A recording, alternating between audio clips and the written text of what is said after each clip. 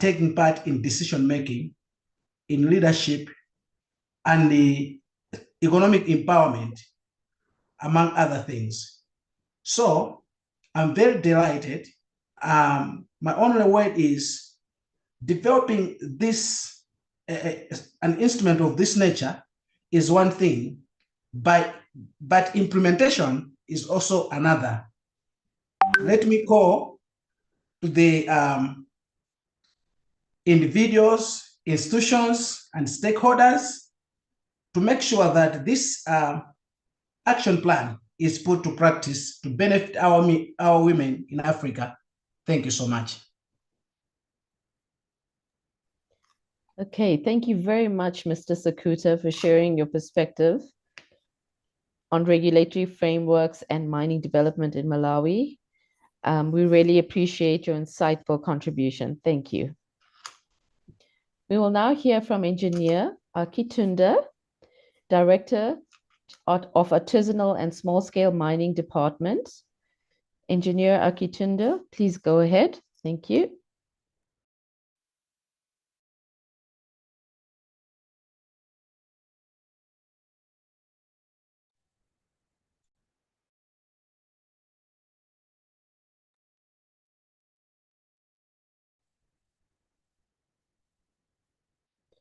Engineer Akitunda, please come forward. Thank you.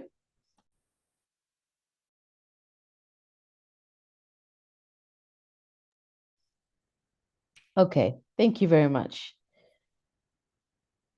We will now hear from Dr. Madeleine R. Young Ture, Advisory Board Member of WiM-Africa. Dr. Young, you may please proceed.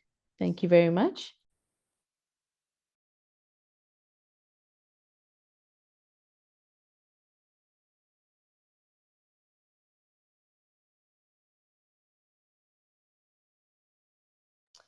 Dr. Madeleine, are you with us? Yes, thank you so much. Can you hear me?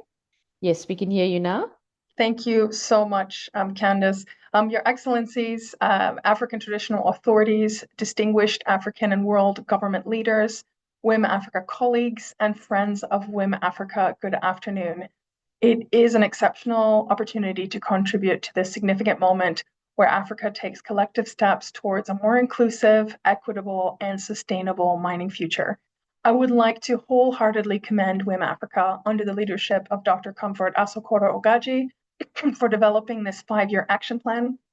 This plan, as we have heard, builds on not only the aspirations of African women and African men in mining, but also on Africa's continental vision, Agenda 2063. The African mining vision and the African continental free trade area, which is very exciting in a time of geopolitical transition around the world that we are now witnessing. And Africa is positioning itself and ourselves to be at the forefront of innovation and transformations in the future with one of the largest youth populations on Earth. So we are in an excellent position right now to capitalize on this. The emphasis on strategic focus areas such as coalition building, advocacy for mining host communities, advocacy for civil society and indigenous communities who are living in traditional lifestyles, and women-led value addition resonates deeply with the global call for sustainability and accountability. Through the 7-point program agenda, WiM-Africa is positioning African women not just as participants, as we have heard from Her Excellency, the First Lady of Mauritania, but also as leaders and innovators that we know that we are, who will redefine value chains, mineral value chains, drive environmental, social, and governance excellence, ESG, and strengthen mining host communities. As we are validating this action plan today, we must recognize that mining is so much more than an economic engine. It's also a powerful agent of socio-cultural and socio-political change, as well as economic change. When we manage mining effectively and equitably, mining can foster greater dignity, rebuild communities, and be a catalyst for transformative social development. However, if the African mining industry footprint is unchecked, unmonitored, and uncontrolled, mining does have a great risk of deepening social and cultural problems on the continent. It can increase inequality among people and fuel conflict and it can worsen environmental harm. And we know well that women, children, and young people are often paying the highest price. And that is why the WiM-Africa initiative is so essential and so important right now at this point in history. If we increase Africa's mineral sovereignty, Africa's control of the value chain and beneficiation and monitoring and management of mining projects within the continent, increasing economic benefits to the continent for our own natural resources at all levels, not just at the extraction site, also with policy, governance, and investment, we can drive human development across the continent, which is very exciting. Research and experience show very compellingly that African women's leadership, past, present, and future, brings resilient strategies and community investment.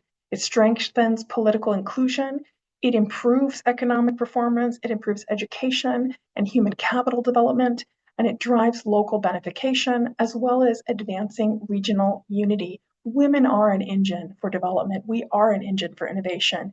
And bringing us more and more to the forefront is going to benefit the entire continent and indeed the whole world. If Africa is going to own its own mineral and mining destiny, politically, socially, and economically, then we must put women at the center as agents, as partners, as collaborators, as leaders, architects, and guardians of our resources and of our futures together. So as an academic, I also have to disclose I'm doing my PhD. I'm hoping, God willing, to be finished in 2027. So I'm not yet doctor, so I can't claim that title, unfortunately. Not yet, but God willing, soon. But as an academic, as an educator, and as a person of African heritage myself from the diaspora, I am a strong advocate for sustainable African futures. Me and the other generations, first, second, third, fourth, 100th generation people of African heritage, it is really positive that we come together to support people on the continent and globally to bring those of us of African heritage back into attention to see these new innovations that WiM-Africa and other organizations are leading. So I want to affirm my full support for this vision. I really hope the action plan is going to be a living framework that continues to evolve with our shared efforts. It's rooted in fact, rooted in data, rooted in science, rooted in lived experience of African civilizations. And I'm really proud to stand with WiM-Africa in ensuring that African women, young people, men, people of all ages are at the center of Africa's sustainable and equitable mining transformation on the continent and for climate preservation, because Africa is also one of the most magnificent landscapes on Earth. So let's help work together to see WiM-Africa's initiative really boost development into the future. Thank you so much, everyone, and thank you so much, WiM-Africa.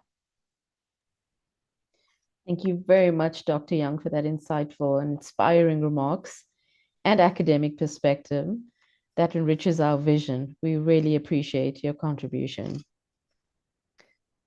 All right. Our next speaker is Dr. Priscilla Mbarumun, founder of the Women Environmental Program and advisory board member of WiM-Africa. Dr. Priscilla, the floor is all yours.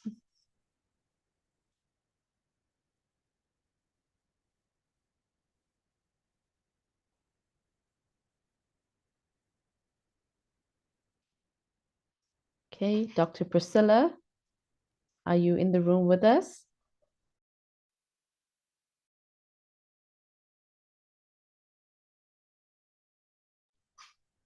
Okay, we will now move on to the next speaker. I think Dr. Priscilla is in the room. Okay. Can the host unmute her? I hope she's not having a challenge with that.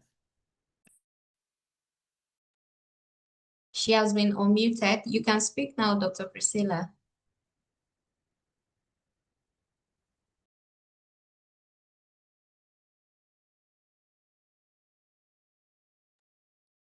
Okay, she may be having a network challenge then. Maybe you can proceed. Thank you very much, Dr. Comfort. All right, I will now like to call upon Ms. Hani Mohammed. Can you hear me now? Yes, we can, Dr. Priscilla.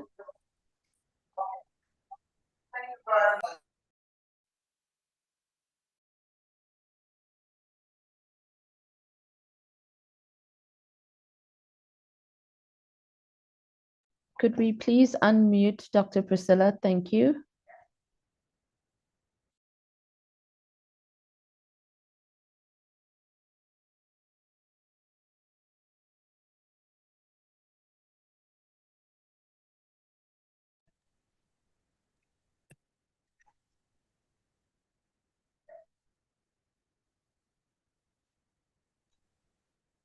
I think she's good now. Doc, are you there?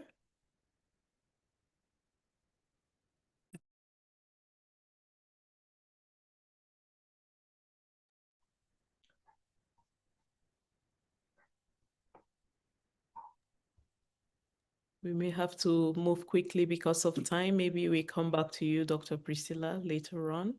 Okay. Yeah. All right. Thank you very much, Dr. Comfort. Okay. I would now like to call upon Ms. Hani Mohammed, Director Gender Office at the Ministry of Energy and Minerals in Somaliland, to deliver her reflections. Ms. Hani Mohammed.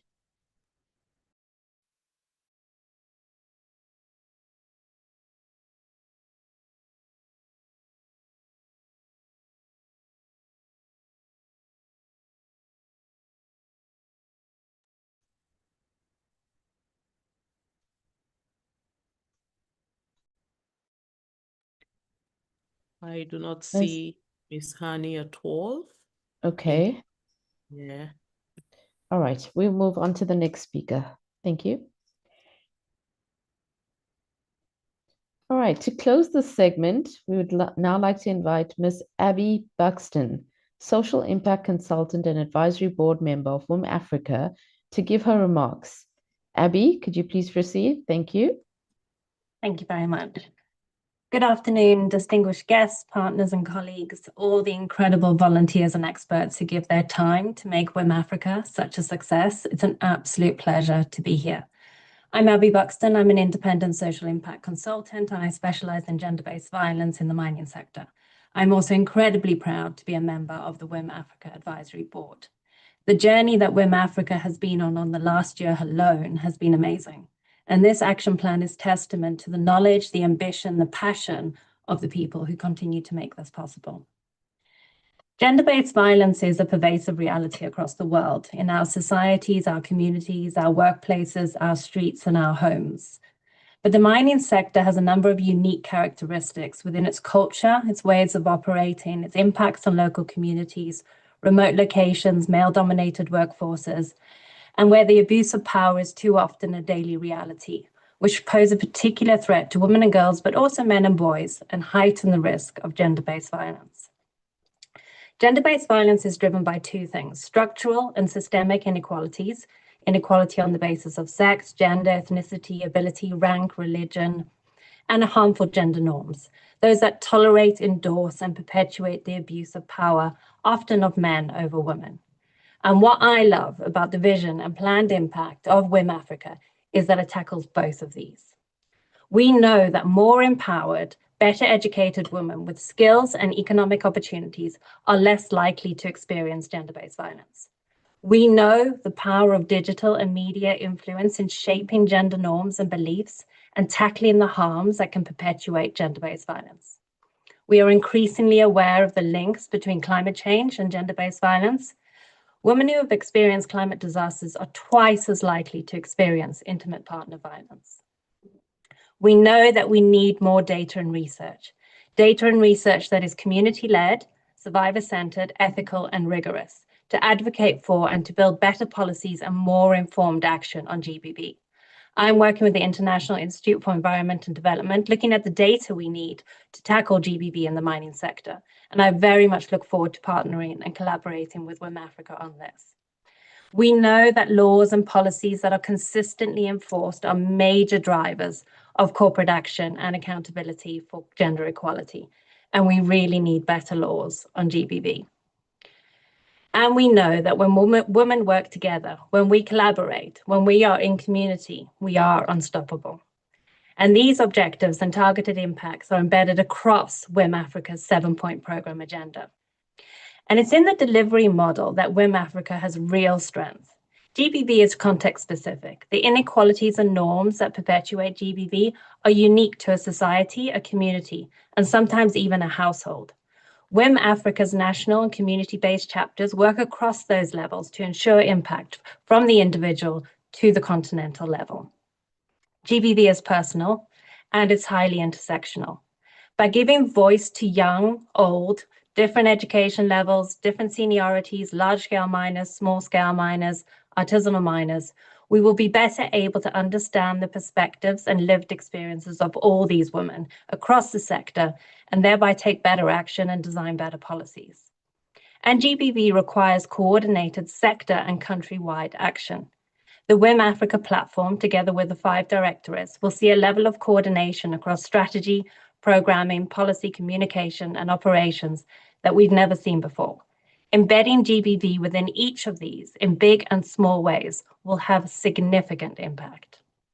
WiM-Africa has my full support, and I look forward to engaging through knowledge sharing, partnership, collaboration, and advocacy for the work across this action plan. As an advisory board member, I would love to see all the partners and people on this call drive implementation of this agenda, and remember that even in small actions, we can have a huge impact. Thank you so much for your time. Thank you very much, Abby. We really appreciate your output on gender-based violence. Thank you so much. This concludes Priscilla session. is here. Yes, Dr. Priscilla, I think we should let her speak now.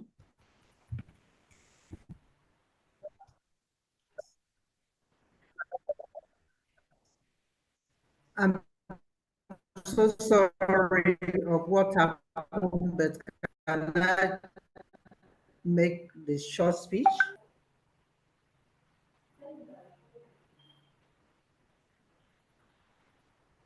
So can I go ahead, please? Yes, please go ahead, madam. Thank you very much for the opportunity. It is with profound honor to deliver this reflection on behalf of Women Environmental Program at this validation workshop. This gathering reflects our resolve to build a mining sector that is inclusive, sustainable, and transformative for women across Africa. I salute the visionaries, leaders, and champions behind WiM-Africa, and especially my sister, Dr. Comfort Asokoro. From the Secretariat and Directories to national chapters and volunteers, your dedication has built a movement rooted in dignity, justice, and opportunities for African women. WiM-Africa's Action Plan, which incorporates cooperatives, beneficiation source, policy, advocacy, climate resilience, leadership, fellowships, and the research and data hub is essential for reshaping Africa's development trajectory. This action plan envisions women as leaders, innovators, and drivers of industrial transformation. With the right tools, policies, and assets, women can transition from survivor mining to thriving, value-driven enterprises. This vision requires collective responsibility. Governments, private sectors, civil society, and communities must unite to make this plan a living reality. WiM-Africa's agenda is continental in scope, but local in impact. Every chapter and cooperative has a role in creating safe, climate-resilient mining communities. On behalf of the Women Environmental Program, and as a board member, advisory board member, we resolve as an organization that Women Environmental Program will support Women Environmental Program reaffirm to lend our expertise to keep gender central, mobilize networks and partnerships, and to serve as an advocate and ambassador for women miners. At the Women Environmental Program, we have for over a decade now seen how environmental sustainability and gender equity go hand in hand. Mining host communities are often at the front line of environmental and social impact. Yet, when women are empowered, when decisions are being made, you can hardly find women that are involved. We are therefore saying that when women are empowered, when they're given leadership, technical training, and resources, they not only uplift their families, but they also transform entire communities. This is why WEP has resolved to stand alongside WiM-Africa to ensure that women are not left behind in Africa's mining future. We will work together to strengthen partnership, scale solutions, and work across borders so that these action plans move from validation to visible impact. In closing, as we validate this action plan, let us also validate our own commitment to its success. Together, we can ensure Africa's mining sector becomes a global model of equity, innovation, and sustainability. Congratulations to WiM-Africa on this milestone. Together we stand, and together we shall change the narratives. I stand with you on behalf of the board and the Women Environmental Program across Africa, that we are together and we will be together to change these narratives. Thank you for listening. Thank you very much, Dr. Priscilla, for your bold commitments to gender justice and environmental resilience. We truly value and appreciate your contribution. Okay, so that concludes session 4, part 1, stakeholder reflections. Please join me in appreciating all our distinguished speakers for their meaningful contributions. Thank you very much.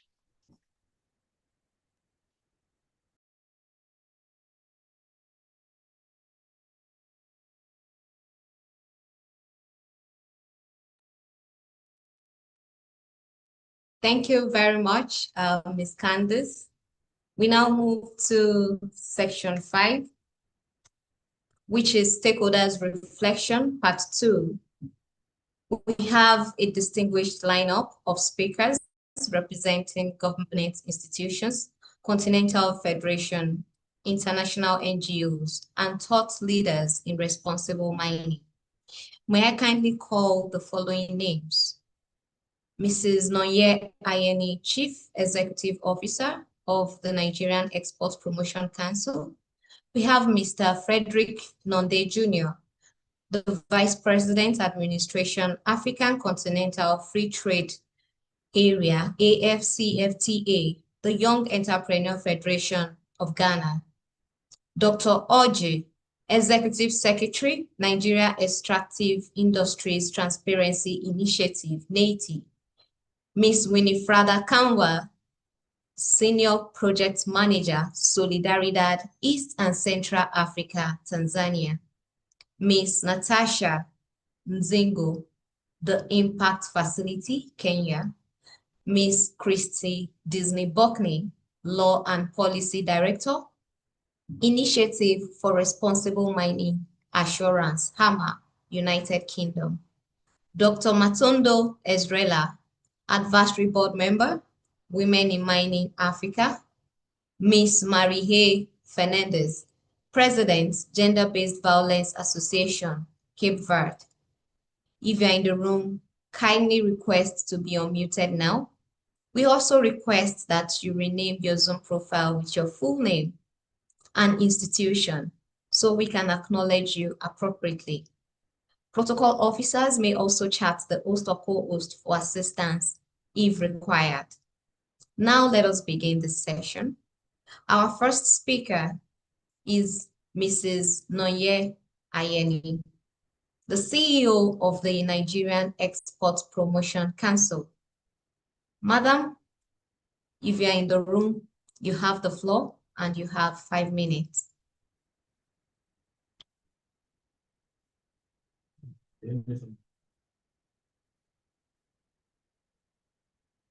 Mrs. Nonye Ayeni. Okay, I was just notified that she would join us shortly. All right, so the next speaker, whom I will invite forward, is Mr. Frederick Nonde Jr., the Vice President, Administration of the AFCFTA, Young Entrepreneurs Federation, Ghana. Sir, please proceed with your reflection. The floor is yours.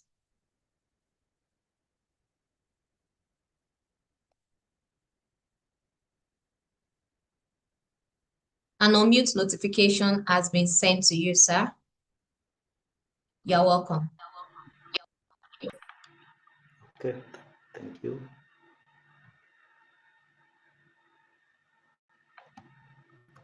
I hope I'm audible.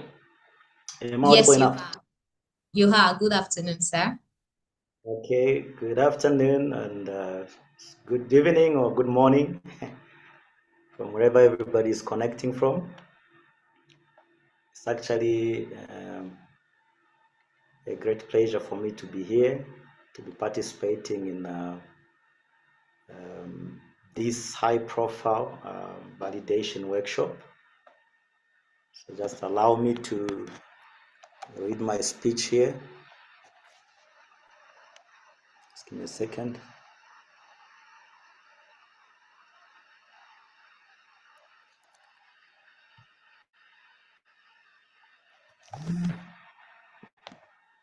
Okay, so thank you so much, distinguished leaders of Women in Mining Africa, esteemed representatives of the African Union, development partners, government officials, fellow stakeholders and colleagues across Africa's mining and entrepreneurial ecosystem.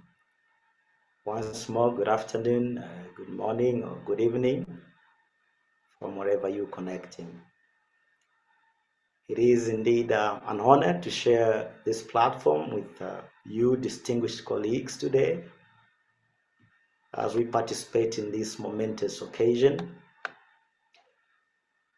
Allow me to say that on behalf of the AFCFTA Young Entrepreneurs Federation, I would want to commend Women in Mining Africa for presenting this bold and visionary 5-year action plan.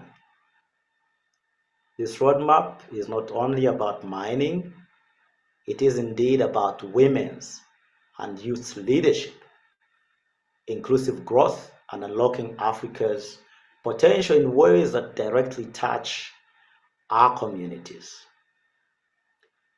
Across Africa today, we're talking 465 million young people that are actively seeking employment and empowerment opportunities.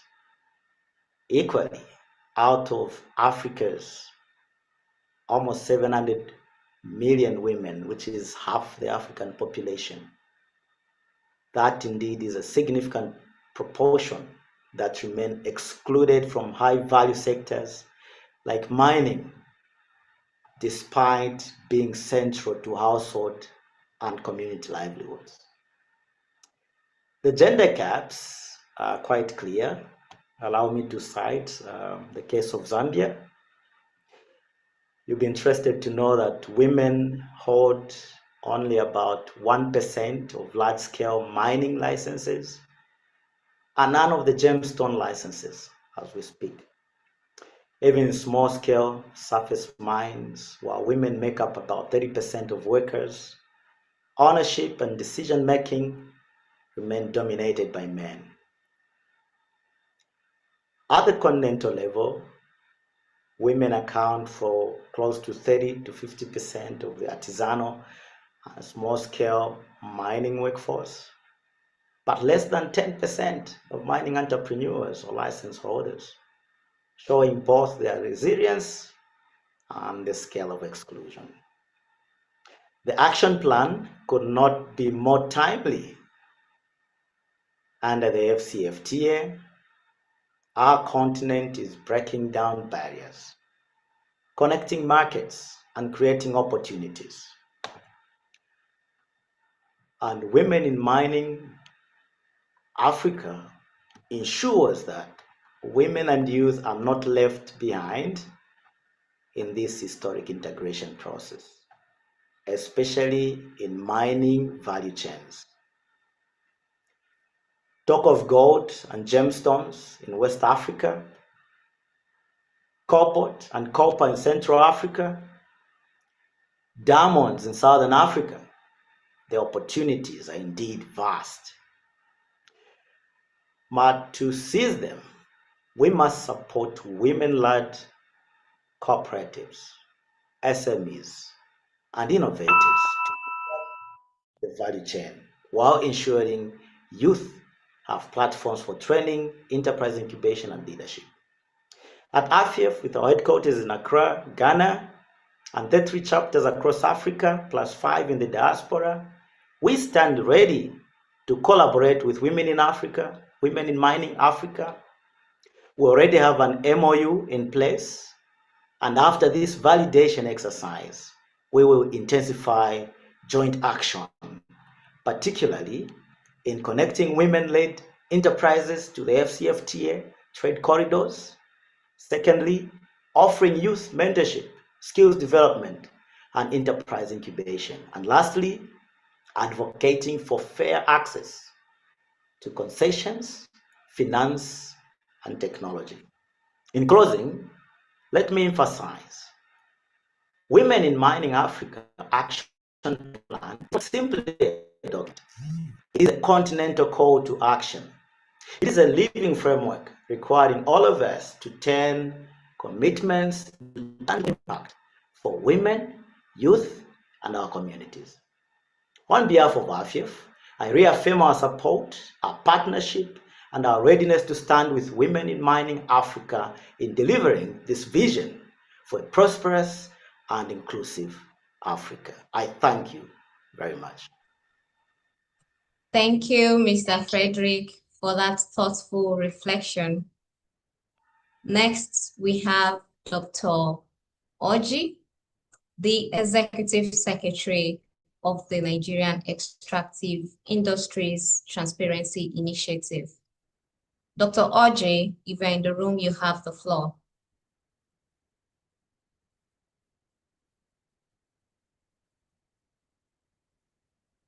Oh, okay. Thank you for that information.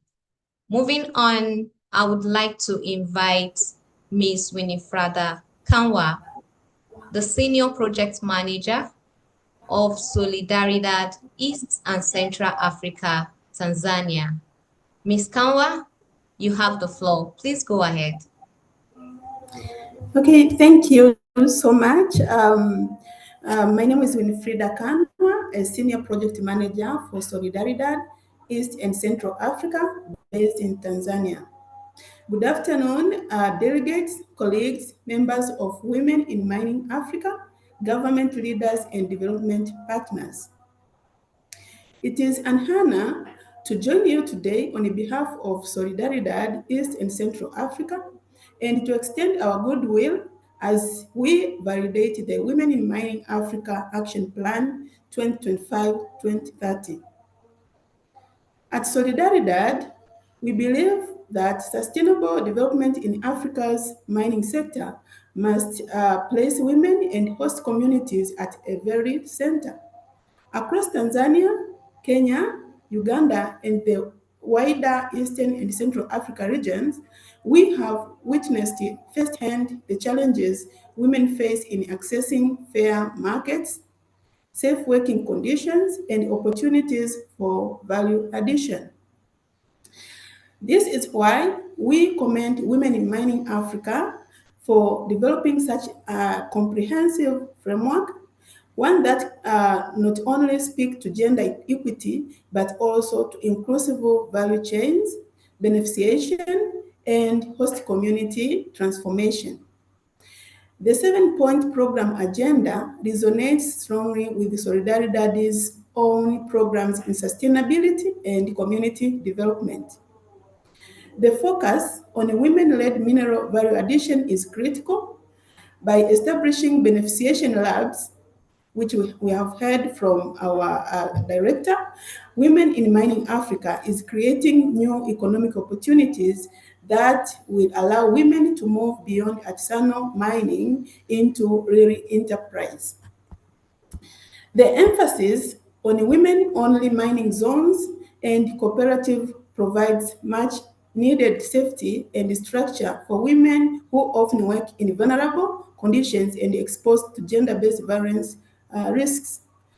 Equally, the Next Generation program will inspire the youth of African regions, ensuring that the future of mining is innovative, sustainable, and inclusive. Solidaridad is eager to collaborate with Women in Mining Africa in Tanzania and beyond.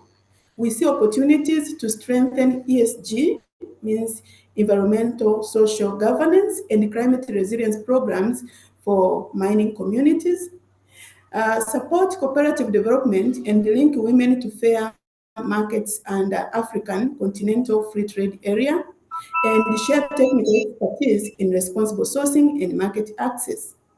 I would like to congratulate Women in Mining Africa on this milestone. On behalf of Solidaridad, I affirm our support and partnership. Thank you so much. Thank you so much, Ms. Winifreda, for your contribution. We appreciate your presence. So right now, I would like to invite the next speaker for our message, Ms. Natasha Nzingo, the Client Engagement and Mining Engineering Officer of the Impact Facility. If you're in the room, the floor is yours.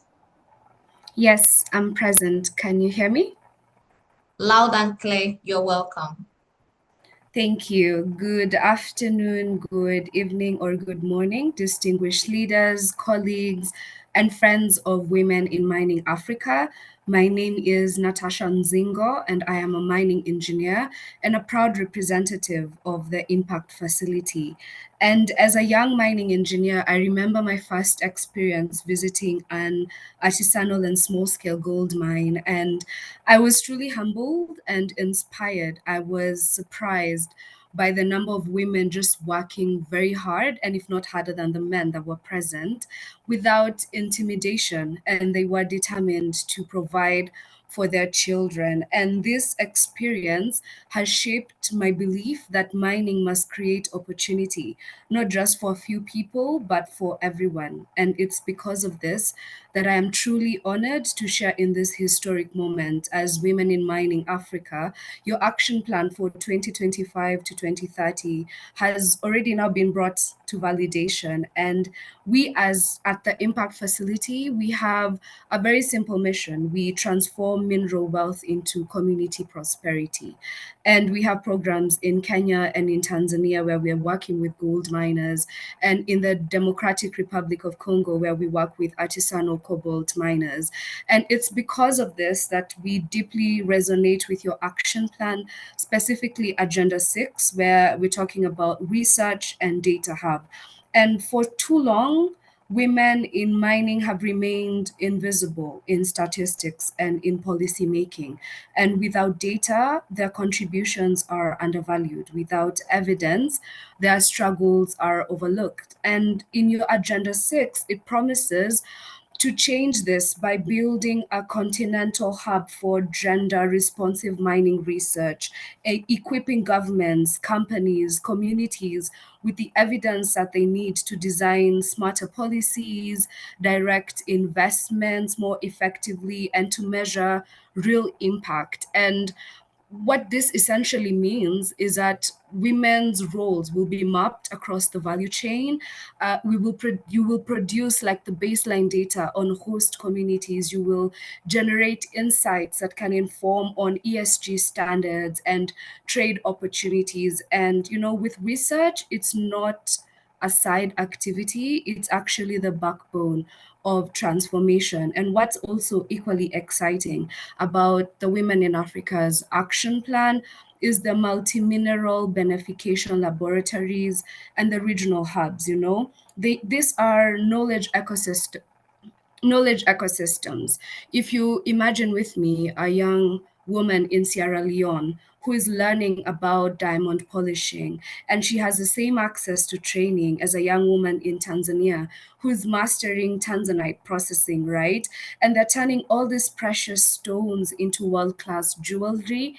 And it's increasing the pride of her community into, this is what the global markets are experiencing. If you imagine with me that researchers, cooperatives, policymakers will be using these labs to test, to innovate, to expand Africans' value chain. And as a mining engineer and as a woman, and I'm still walking in this path, I know that transformation is not just about minerals, it's about the people, especially women. It's about us being seen, being valued, being equipped to lead. And so on behalf of the Impact Facility, I'd like to congratulate the Women in Mining Africa for chartering such a bold and visionary course. Your action plan is bringing together critical standards like there's ESG, there's climate resilience, there's cooperative development, there's digital advocacy, and all this you're bringing them into a single continental framework for change.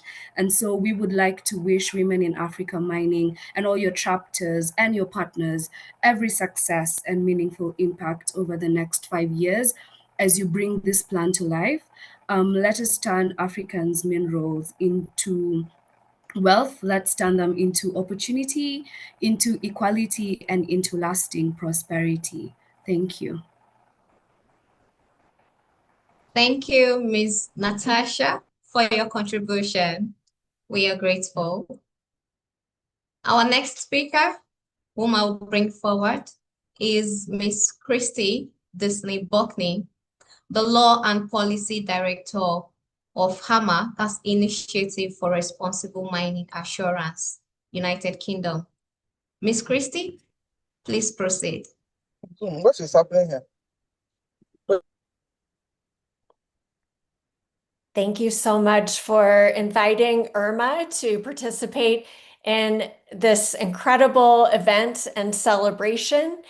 I am very pleased on behalf of Irma to join Women in Mining Africa in support of the 2025-2030 Action Plan. IRMA is a voluntary international standard and site-level third-party assurance system for industrial-scale mining that is equally governed by 6 houses: mining companies, affected communities and indigenous rights holders, labor, non-governmental organizations, investors, and purchasing companies. And we are proud at IRMA to have Women in Mining Africa as a member. The IRMA standard for responsible mining is a best practice global standard that provides holistic coverage of all key issues for industrial scale mining. It's informed by over a decade of robust global multi-stakeholder dialogue. And we are updating the standard now and invite you to comment on it, including our proposed new chapter on gender equality and gender protections. The standard is open for public comments through the 22nd of October, and this standard is your standard. We invite you to please visit responsiblemining.net to review and comment on the IRMA mining standard. IRMA also has a chain of custody standard that provides requirements for tracking IRMA audited materials from the mine site to the end user, linking market value to IRMA audited material and recycled content. Mines across Africa and the DRC, Mozambique, Senegal, South Africa, and Zimbabwe are engaged in independent third-party IRMA audits. Additional sites in these countries, as well as Gabon, Liberia, Namibia, and Zambia, are engaged in IRMA self-assessments, the first step in a site's journey to independent audits. Sites in Africa now represent over 45% of all sites currently participating in the IRMA system globally. We're very proud of this, and we are very dedicated to working with Women in Mining Africa and other partners here to continue to deepen our engagement across Africa. As with the Women in Mining Action Plan, IRMA is committed to promoting mine safety, gender equality, gender protections, benefit sharing, and the IRMA standard includes a comprehensive set of additional high-level environmental and social safeguards. It's important to IRMA to collaborate with Women in Mining Africa for many reasons. We really want to develop these partnerships as we seek to continue to address risks and inequities for women in the mining sector, and to build on the many opportunities for empowerment, leadership, and growth for women that are possible through a mining sector when sites are managed responsibly and inclusively. As a voluntary standard, IRMA is working with governments, policymakers, and advocates around the world to incorporate best practices from the IRMA standard into law and policy frameworks. This is a priority for us, and we value the opportunity to collaborate with Women in Mining Africa on this part of the action plan as well, ensuring that best practices in the IRMA standard are used as a benchmark for improving law and policy, for advancing gender equality and gender protections, for legal frameworks in the mining sector. Earlier this month, I represented IRMA at the Africa Climate Summit, where we discussed the need for implementation of existing visions and strategies, including the Africa Mining Vision and Africa's Green Mineral Strategy, that both include commitments to environmental and social protections in the mining sector, and that can help Africa and women in Africa realize a just and equitable transition. Such commitments are reflected in the recent UN Secretary General's panel on critical energy transition minerals report that was published last year, with a set of guiding principles and actionable recommendations. Strategies such as these are only made possible, can only be implemented through the work of Women in Mining Africa and its partners, and tools like IRMA that can help bring these high-level concepts to reality at mine sites and in communities across Africa. We see the opportunity for incredible impact from local to national to continental levels, while demonstrating Africa's leadership and women's leadership in Africa.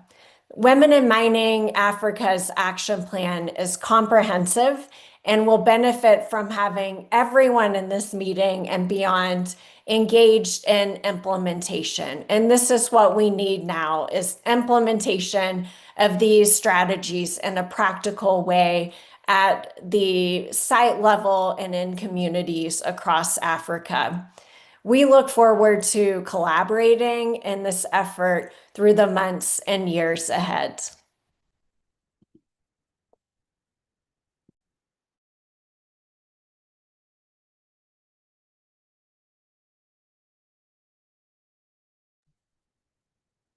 Thank you so much for that insightful contribution. We really appreciate you at HAMA and the good work that you're doing. Thank you once again.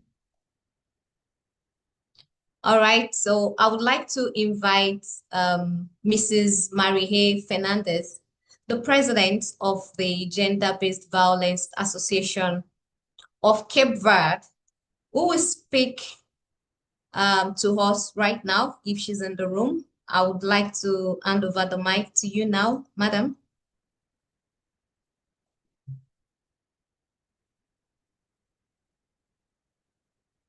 Okay.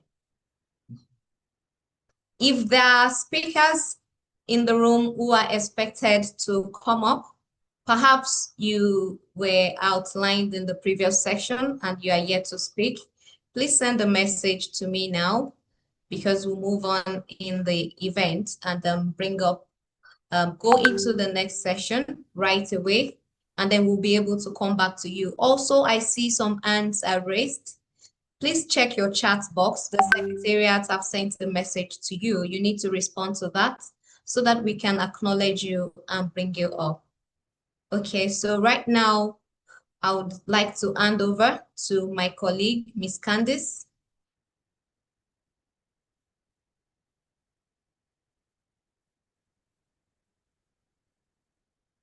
Hello, Candice. Hi, Dr. Adiela. All right. Excellencies, distinguished leaders and participants, before we proceed, let's take a quick 2-minute pause to refresh ourselves. We could I invite you to do a gentle stretch if you'd like.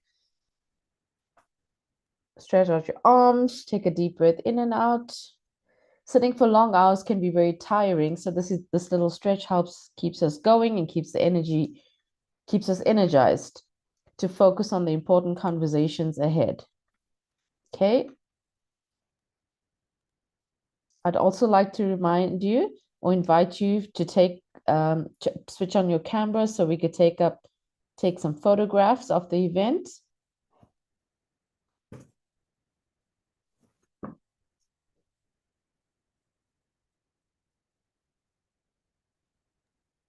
Admin, you can stop sharing the screen.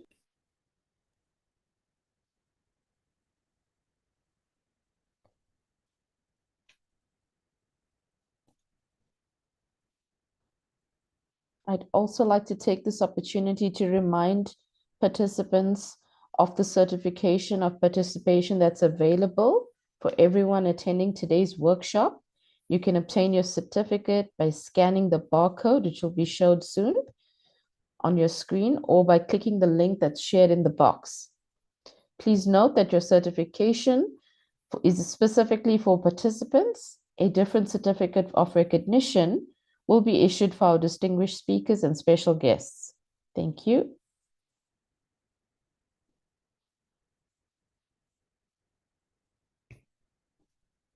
Okay, we will now resume with our next set of contributions, and we thank you for your active participation.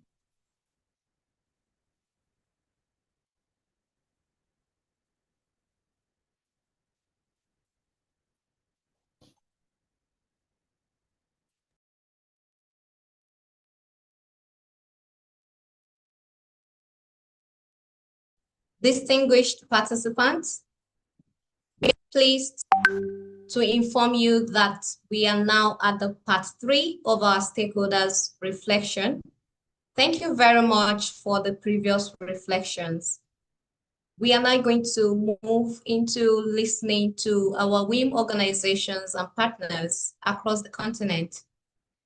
I will kindly request that you send a message to the admin to notify your presence, and then rename yourself accordingly so that you can be invited for your presentation. May I kindly request the presence of Engineer Lightness Salema, the Vice President of CBWA and founder of WiMo Tanzania, for her to speak if she's in the room right now. Over to you, Engineer Lightness.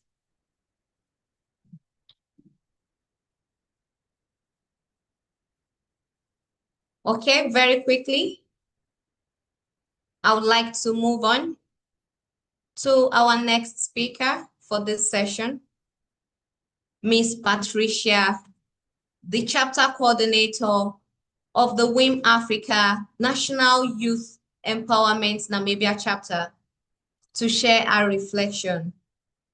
Ms. Patricia? Can you hear me? Loud and clear. Over to you, okay. Madam. Okay, thank you very much. It's I've been called. I'm Ms. Patricia Kurubas from Namibia, representing the National Youth Empowerment Chapter. Good afternoon, ladies, the excellencies, the colleagues and friends of WiM-Africa. Please allow me to acknowledge the protocol as it has been established in the welcoming remarks. It's my honor and privilege to share reflections on behalf of the many young women and men who are determined to see a new face of mining sector across our continent, Africa, and the world at large. Let me start off by highlighting the next Gen WiM agenda. Young people are Africa's largest resource, and yet too often they remain outside of the decision-making spaces. The action plan recognizes this by investing in mentorship, fellowship, and internship that gives young women and men opportunities to step into leadership roles in our respective communities in Namibia and across Africa. This is a game changer. It tells every young woman and men in mining host communities that their future is not limited to survival only, but extend to leadership and ownership. Fellow members, please allow me to take you briefly through Namibia National Chapter called National Youth Empowerment WiM-Africa Chapter. The type of chapter, as the name already indicates, the focus is on youth and it's youth-led. The type of chapter we chose is for youth and additionally gender advocacy for male engagement. The focus areas: legal support and policy advocacy, next gen WiM, future women miner leaders, WiM-Africa Research and Data Hub, and male engagement in gender equity. There is a brief overview of a report by Mr. Mulami and Mrs. Victoria Nambenga.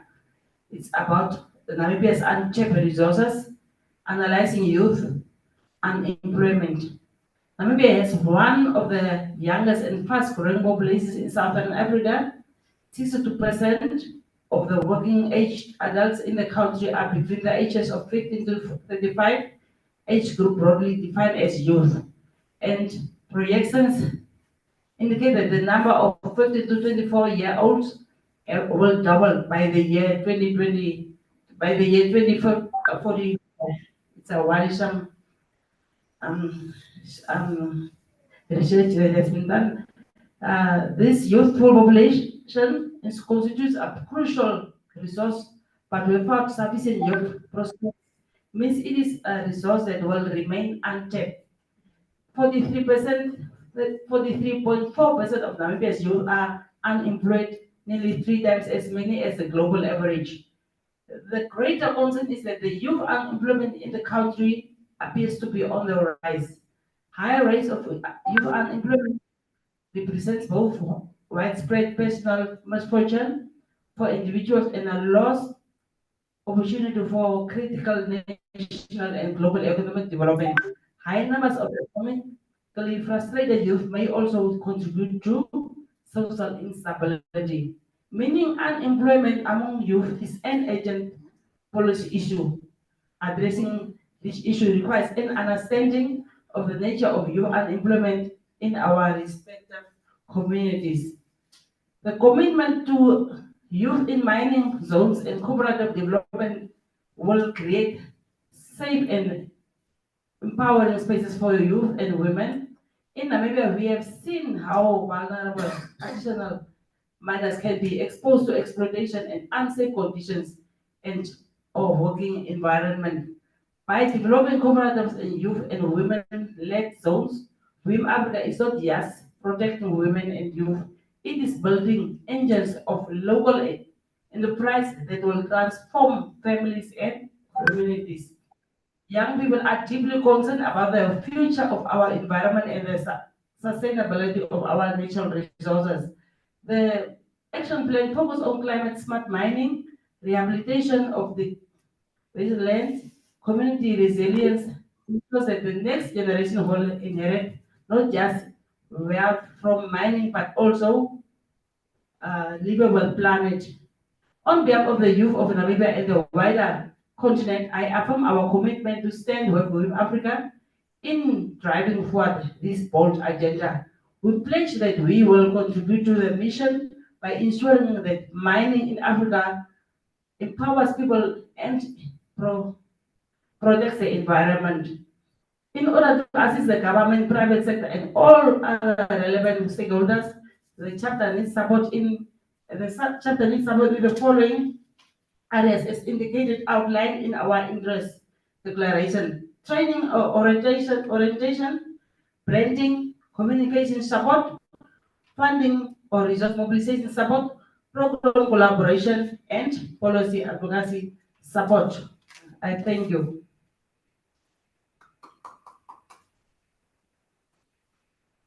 Thank you so much, Madam, for your contribution.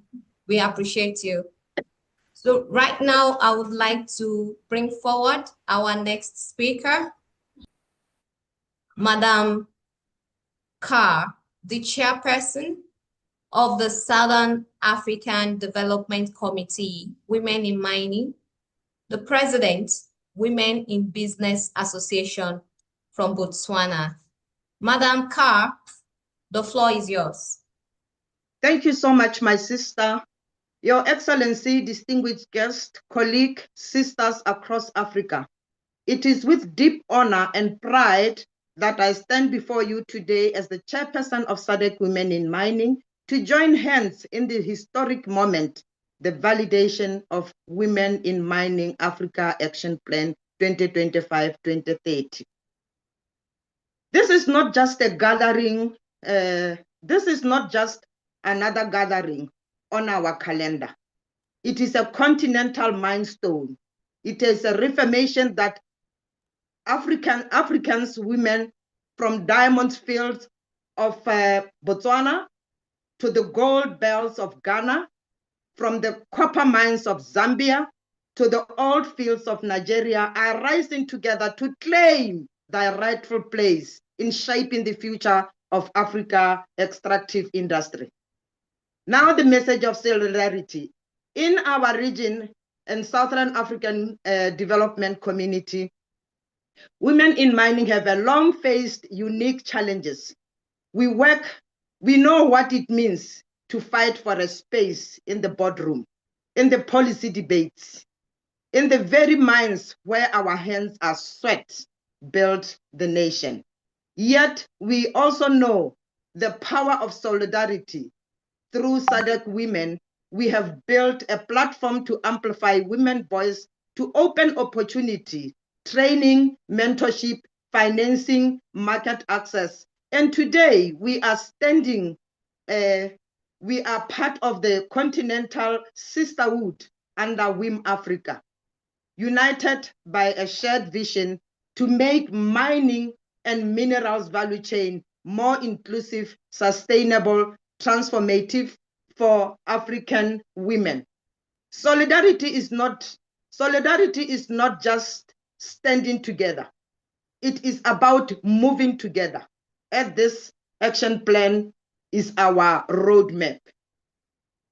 The Harare executive meeting that we had last week at the SADC white paper, only last week on the 16th to the 18th of September 2025, SADC Women in Mining Leadership gathers in Harare, Zimbabwe for a landmark executive meeting facilitated by the IGF and IISD. Out of that meeting, there was born a SADC Women in Mining white paper, the documents that capture the reality changes, the opportunity of women across our region. Here are the highlights of what we have come upon. 40 to 50% of the artisanal small-scale mining, ASM, workforce in several SADC countries, yet they earn significantly less than men and often lack legal recognition or protection. 15% of women hold senior positions or executive roles in large-scale mining companies across the region. Access to financing remains one of the biggest barriers. Less than 10% of women-owned mining enterprises report ever receiving formal bank loans or investment. Despite these challenges, studies show that when women participate fully in mining value chain, community income and social outcomes improves significantly. The white paper does not stop the dialogue. It's a purpose of solution. Establishment of regional financial instrument to support women-owned mining business. Mainstreaming gender responsive policies in all national and regional mining work frame. Creating center of excellency for training and mentorship to prepare women for the opportunity in critical mineral economy. Ensure that under the AFT-FCA, women miners and entrepreneurship are integrated into mineral trade and beneficent value chains. The white paper crafted in Harare is our regional compass. And when they paired with a WiM-Africa Action Plan, it ensures that SADC level realities is fully reflected in Africa continental strategy. Why the strategy plan matters? Why is it matters? WiM-Africa Action Plan 2025-2030 is more than a document. It is a promise. It is a promise to ourselves, to our daughters, to Africa. Let's set out and practice the programs to increase women participation across the mining value chain, to unlock access to finance, market, and new technology, to build knowledge and leadership capacity for women, advocacy and gender-sensitive policy reform. For us at SADC Action Plan, the white paper and two sides of the same, for us at SADC, the action plan and the white paper are sides of the same coin. The white paper gives regional specification, while the action plans offers continental scale of solidarity. Together, they come from powerful twin-track agenda to transform the role of Africans mining sector. A call for commitment. White paper action plan along with the transformation leaves the most to match with the action resources and accountability. This is why today I issue a call to every stakeholders present here today. To our governments, let us commit to policy and budgets that deliberately support women in mining. To our development partners and finances, let us make annual contribution to sustain programs for training capacity, capitals access, and enterprises development. To our private sector, let us open procurement system leadership and pipeline to innovate and space to women. And to fellow sisters in mining, let us continue to organize, to speak with one voice, to drive the transformation we want to see. The vision ahead. With the SADC white paper and the WiM-Africa Action Plan, we are choosing to lead. We are choosing to be investors, innovators, decision makings in Africa minerals future. Our dream is not just to extend minerals. Our dream is to extract dignity, opportunity, and prosperity for women, families, and community across Africa. In closing, let me say, no woman, no region, no country be left behind. From SADC to ECOWAS, COMESA, we are stronger when we stand together.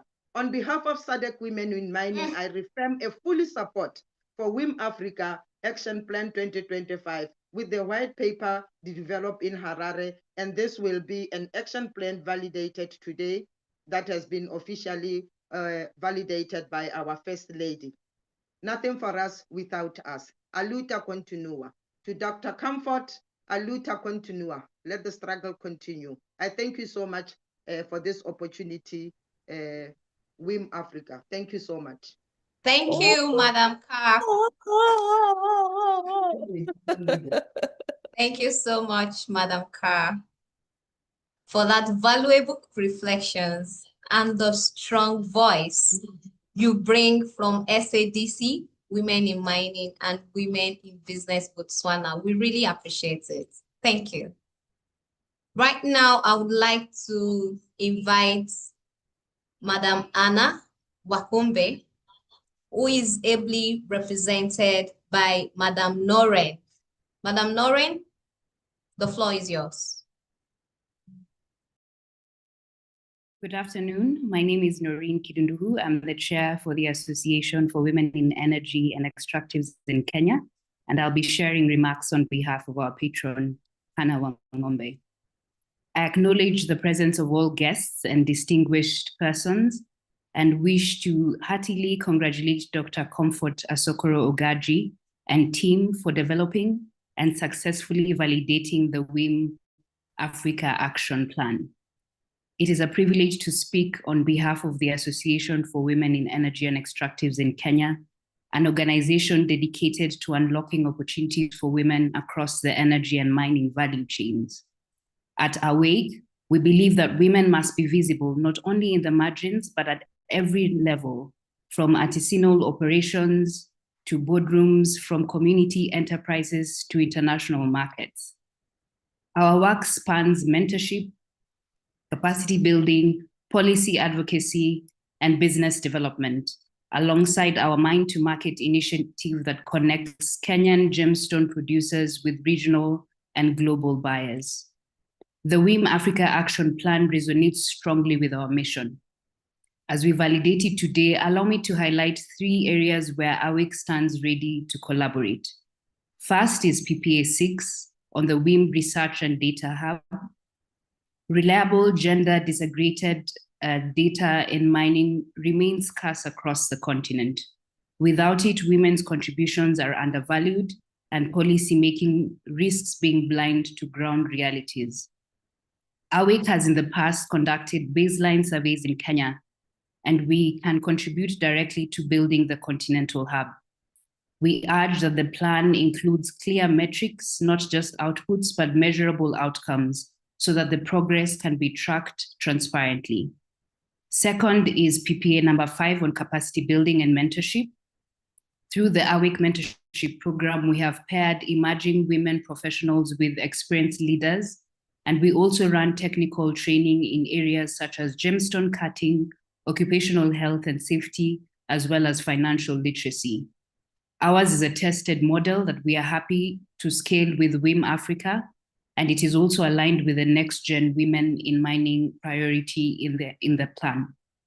To us, success of this PPA 6 will require country-level targets in the different country chapters and accountability mechanisms so that the mentorship and training goes beyond pilots into systemic pipelines for leadership.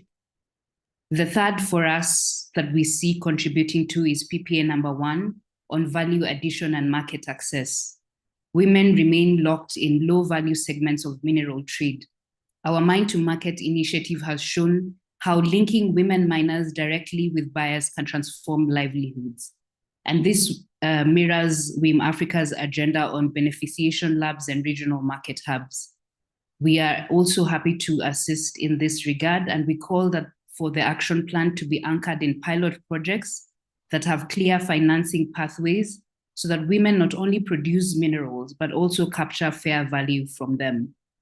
As AWAKE, we see this action plan being more than just a strategy document. It is a chance to close historic gaps, to set numeric targets, to define country-level commitments, and ensure financing translates into measurable outcomes for women, miners, and communities. And so on behalf of AWIC, I reaffirm our partnership in research, in mentorship, in advocacy, in ensuring Africa's women in mining move from the margins to the mainstream of sustainable development. Thank you and God bless. Thank you very much for that reaffirmation. We appreciate you. Thank you. So now I would like to invite our next speaker, Mrs. Mary James Masanja. If you're in the room, please unmute yourself and speak. The floor is yours.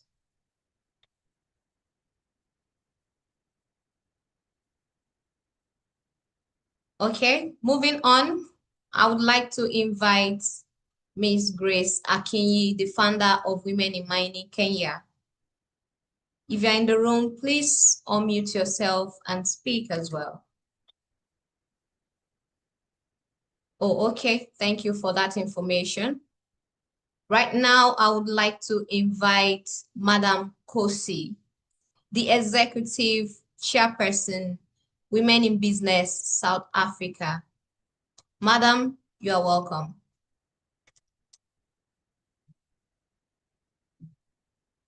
You can unmute yourself and speak now. Hi, thank you. Can everybody hear me?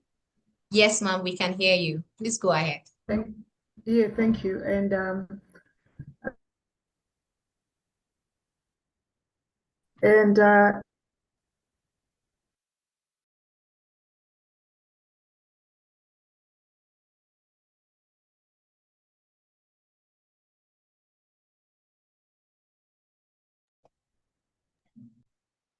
We don't hear you anymore, Sister Kosi.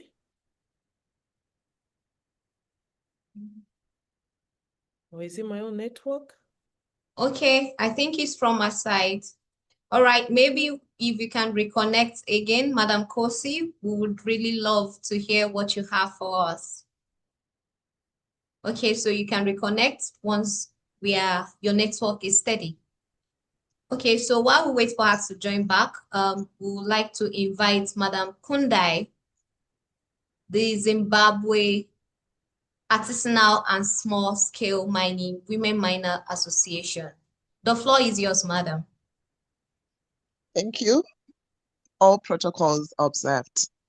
To our esteemed guests and partners, we, the Zimbabwe Artisanal and Small Scale Women Miners Association, ZAMSA, would like to extend our heartfelt gratitude for inviting us to validate this workshop for the Action Plan 2025 to 2030 for women in mining Africa. We appreciate the efforts being made to promote the gender equality and women empowerment in the mining sector. As we all know, the artisanal and the small scale mining is a new sector in mining globally, but it is contributing to the GDP of our countries, to start with. It is creating employment, secondly. It is providing the economic benefits to our countries. Yes, there is need to recognize, because ASM is there and is existing and is not going anywhere. So I would love, and I'm happy that WiM-Africa is actually recognizing ASM. We have got a lot of issues that are surrounding ASM, and the concerns, they resolve and they revolve also on access to finance, which actually hinders the issues to do with formalization, the issues to do with capacity building, market access and policy framework. And I'm happy that WiM-Africa's validation plan, section 6, has got an action towards the ASM miners. Further to this, I'm happy to be saying that as ZAMSMA, we are actually taking part in this validation at a continental level, because we are saying that women are actually an approximate of 40 to 50%. If you look at the population. And if we look at the population, we are simply saying that they constitute half of the population. So what are we saying? We are saying that they should take space, claim the space in decision making. We are saying that they should also be able to be found within any boardroom in the mining sector to grow and develop our sector. We are also saying that women are the solutions to the problem in the mining sector. Look at it, we are the mothers. Look at the challenges that we face in the ASM sector. Issues of child labor, issues of sexual harassment, issues of GBV. If we look at our framework, and if we look at our policy framework, they do not clearly address these challenges. And we are saying, as the ASM miners, mining is a business like any other business. Yes, there is need to recognize and take note of these challenges so that we are competitive in the international market.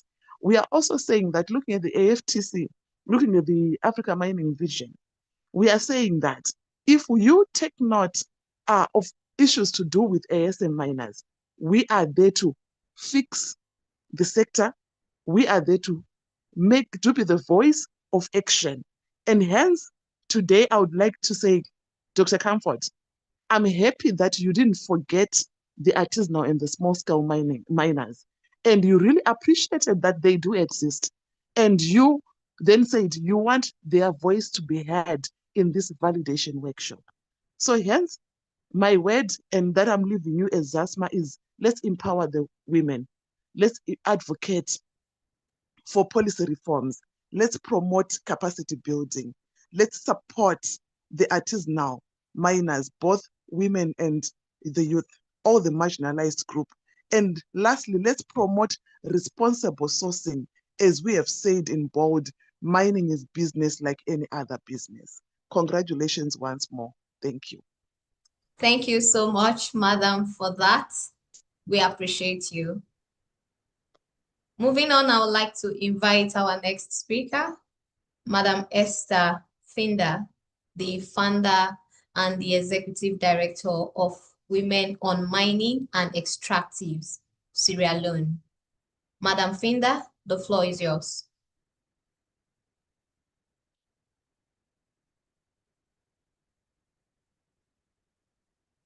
You can unmute yourself and speak now, Madam Esther Kande. Okay. I think she's unable to unmute herself. All right, by the time you are able to do that, I think we'll just take you. All right, thank you. Okay, we have Dr. Oji from the Executive Secretary of the Nigeria Extractive Industries Transparency Initiative. Dr. Oji, the floor is yours. Thank you very much, Dr. Adewale. And my name is Chris Ochonu. I work for the Nigeria Extractive Industry Transparency Initiative, representing the Executive Secretary, Dr. Oji Ogbonnaya, who was supposed to be at this meeting, but he has to attend to other urgent matters. So I have to stand in for him. It's a great honor to join the validation workshop for the Women in Mining Africa Action Plan.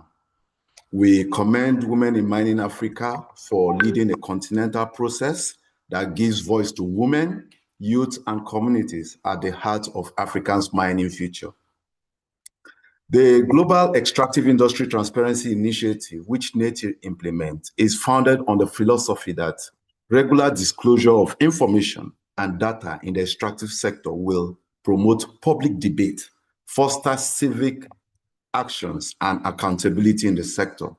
The goal is to ensure that revenues from the sectors are optimally mobilized and prudently used for the benefit of our citizens and create opportunities for entrepreneurs to thrive. It is impressive to know that this aligns with the tenets of the African Mining Vision established in 2009 by the African Union, which is to promote equitable, broad-based development through the prudent utilization of the continent's natural wealth. The 7-point program agenda being validated today will help in deepening engagement on natural resource utilization and provide the much needed voice to women in the continent. We are all aware that the world is racing into a green energy future. Lithium, cobalt, nickel, and rare earth minerals are now more valuable than oil. If Africans does not act boldly and immediately, we will again watch others turn their resources into national wealth, while ours remain trapped beneath the soil. And women are at the core in harnessing these valuable resources. One of the core EITI strategic priorities is monitoring gender, social, and environmental impact. NETI, in keeping with the EITI's mandate on gender reporting, conducted a study on the impact of extractive activities on gender and how gender is reported. The study focused on the impact of mining in our communities through the prism of gender inclusivity and impact. This study looks at the employment, ownership, and decision-making and benefit sharing for women in the mining industry. The study also threw up a number of issues that should be of interest to women in mining Africa, in the promotion of gender inclusivity and diversity in the extractive sector. This includes deprivation and marginalization of women in the employment structure and relegating and limiting them to only ancillary service providers, such as providing drinks and vending snacks in mining sites. Decreased opportunities from land-based livelihoods such as land, water, and forest as a result of mining activities. Maternity leave for women returning from childbirth or caring for children. They end up struggling to regain employment. The practice of payment of benefit, royalties, and compensation to men on behalf of families, leaving the women more exposed to hardship. Mining in the community leads to prevalent cases of girl-child abuses, girl-child early marriage, and girl-child prostitution. Ladies and gentlemen, NETI has initiated aggressive programs to pay special attention to generating reliable data and subsequent engagement to improve women's participation in the mining sector. Our goal is to address the huge gap in gender imbalance in employment, investment, and decision-making in organizations in the extractive sector through empirical evidence based on data and constructive engagement. NETI, with intervention from Ford Foundation, is currently undertaking a study on Nigeria energy transition, economic impacts and implications for mineral resource governance and sustainable green growth. The study highlighted gender imbalance, discrimination, the need to mainstream gender and implement affirmative action in providing opportunities for women participation in leadership and policy making in energy transition implementation institution, among other recommendations. This is in tandem with the gender mainstream agenda being pursued by the current administration and promoted by the Ministry of Solid Minerals Development. NETI has made recommendations on women inclusion in the ongoing bill on the Nigerian Minerals and Mining Bill 2023, being championed by the chairman, House Committee on Solid Minerals, Honorable Jonathan Gaza-Gwevu.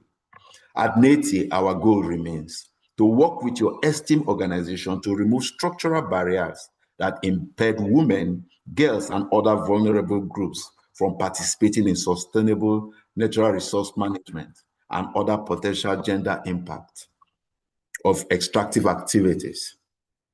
On promoting ESG and climate resilient mining practices, the EITI standards evolves to meet the needs of the sector and to ensure accountable and open governance. The EITI strategic priorities seek to respond to the context within which the EITI operates and to ensure that EITI implementation continues to be relevant, responsive, and cost-effective in view of diverse challenges faced by resource-rich countries, while maintaining focus on achieving its core mission. The EITI has identified ESG as one of the core priorities, noting that investment decisions in the extractive sector are increasingly influenced and informed by environmental, social, and governance metrics. We believe that company commitment to transparency and accountability through the EITI, as well as EITI disclosures, can contribute to the evolving framework of ESG reporting and complement other data published by companies and investors. To support this shift, the EITI has clarified and strengthened the expectations for EITI companies and is undertaking regular assessment of company adherence to their expectations. Data from this assessment can contribute to ESG performance and measurements going forward. The EITI success depends on partnerships with like-minded organizations, development partners, and donors. Project-specific funding and collaboration with multilateral organizations and institutions enables the EITI to advance and scale priority policy areas such as beneficial ownership transparency, contract transparency, and commodity transparency. I wish to restate that we need to do more to expand opportunities for women in the extractive sector. NETI is ready to offer any support and partnership to help women realize their full potential in this sector. As Women in Mining Africa validates its action plan today, NETI stands ready to collaborate and encourage the team to integrate transparency standards into the 7-point program agenda and ensure that implementation builds trust, equity, and accountability. Once again, congratulations to Women in Mining Africa for achieving this feat. I thank you for inviting NETI to speak at this forum, and we at NETI wish you fruitful deliberation. Thank you very much. Thank you so much. We really appreciate your important contribution from NETI. Thank you.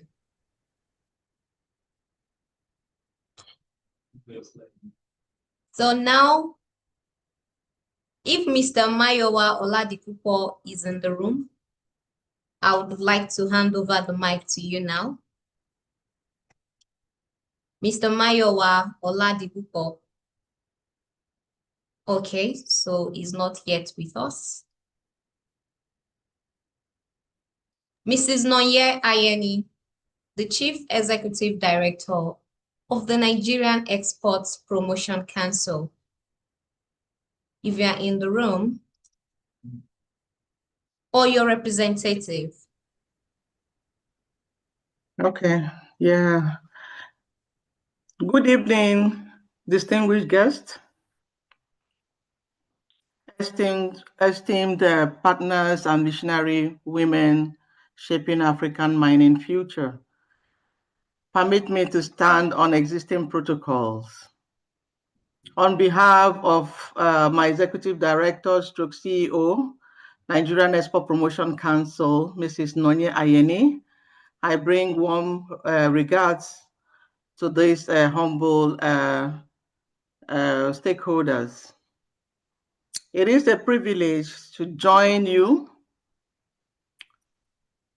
in today's landmark visionary workshop. By the way, my name is Letitia Onu. I'm the head of Export Inclusive Division of Nigerian Export Promotion Council. I will read our goodwill message. It is a privilege to join you today at this landmark validation workshop for the WiM-Africa Action Plan on behalf of the Nigerian Export Promotion Council. I extend our heartfelt congratulations to women in mining in Nigeria and the entire WiM-Africa network for championing a bold and inclusive vision for the continent's mineral sector. Across Africa, women are not only extracting minerals, they are extracting possibilities. They are transforming communities, building enterprises, and redefining leadership in spaces long dominated by others. The WiM-African Action Plan 2025 to 2030 is a testament to this momentum, and NEPC is proud to stand with you. As Nigerian Apex Agency for Export Development, NEPC has long recognized the catalyst role of women-led businesses in driving inclusive growth.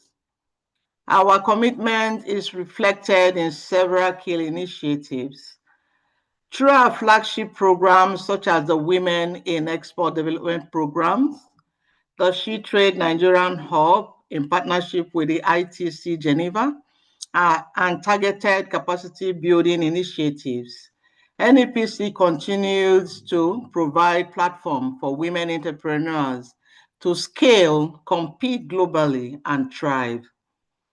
We are proud to stand shoulder to shoulder with WiM-Africa in this mission to unlock the full potential of women across the continent. The action plan before us is bold, visionary, and timely, but its success will depend not only on its design, but on our collective commitment to bring it to life year after year. Let us validate not just the documents, but the dreams it represents. Let us pledge our resources, our expertise, and our voices to ensure that this action plan becomes a living reality, one that transforms boardrooms, marketplaces, and communities across Africa. On behalf of the Nigerian Export Promotion Council, I reaffirm our unwavering support for WiM-Africa and its programs. Together, we can build an Africa where women are not just participants in trade and development, but leaders, innovators, and architects of the future.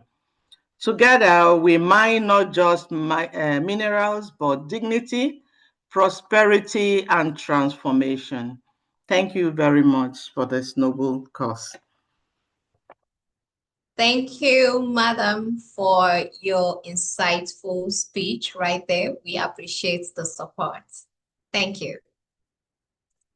Ladies and gentlemen, this concludes this session of reflection.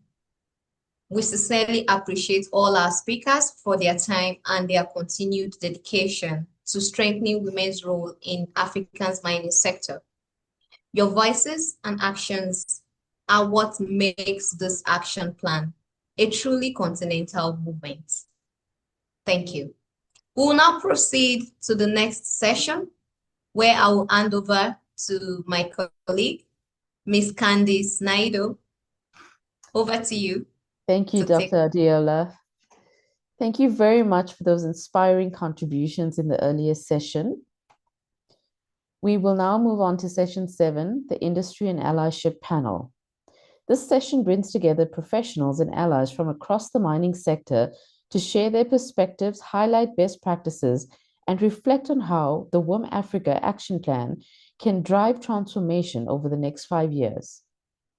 We kindly request that all panelists ensure that they have renamed themselves correctly for ease of reference. And once called, please unmute yourselves.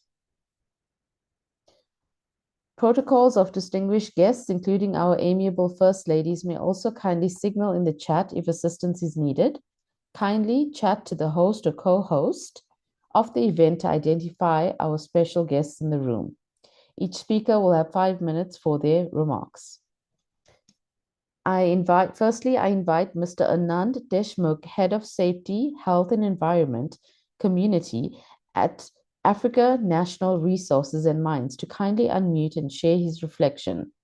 Thank you.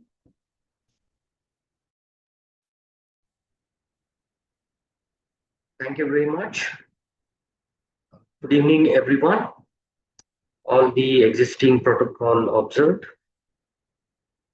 distinguished colleagues and leaders. It is an honor to join you, all of you today, and to contribute to this important conversation on gender and ESG in Africa's mining sector. Across Africa, the mining industry is at a turning point now. If you looked at the government, investors, and the communities all around us in the existing projects, they're asking not just about the profitability, but about the responsibility, the inclusiveness, how the company operating on the terms of ESG and the social responsibility, how our industry treats people, protects the environment, and builds the inclusive growth. Now, if you look at this subject, at the heart of this shift is gender. Women are too often excluded from the opportunities in the mining, yet they are essential to making mining more resilient, innovative, and sustainable. The action plan we are validating today, or rather we have already validated now, and sets out a roadmap. Congratulations to the team led by Dr. Comfort. Very well done. It strengthens the women-led mineral value addition, market linkages, and also advance the ESG and climate resilience in the mining and in the host communities. So another great program which I have seen today is the investment in the next generation of the women leaders in the mining. If you see, gender equity is not a side issue at all at this point of time in the mining industry. It is an ESG priority. And what ESG priority is, addressing the gender-based violence, ensuring safe workplaces, promoting women's leadership at workplaces are not only a moral imperatives, but also operational and financial necessities. And the companies, those who are taking care of all these activities, they are attracting the finances, they are attracting the financials, DFIs, financial institutions for the new upcoming projects. Companies that takes gender seriously strengthen their social license, attract investors' confidence, that's for sure. So as a company, for us, it is very important to take gender-based approach at workplaces. I would just briefly highlight what we have done at African Natural Resources and Mines Limited. We have recently in 2024 started the Women Forum.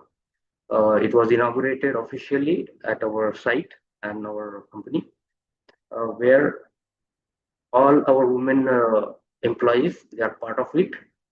Periodical training for the women's, capacity building for the women's are being done regularly. Recently, we have trained some 6 numbers of female workers as rewinders, which is mainly known as a male job, but we have trained females on that job, and they are working fantastic. Their output is fantastic. So you can imagine, if you train women, they can do wonders. Total, as of now, we have 141 women working with us. For the ESG, we have invested more than 4 billion for the pollution control activities. More than 18,000 saplings have been planted on our site.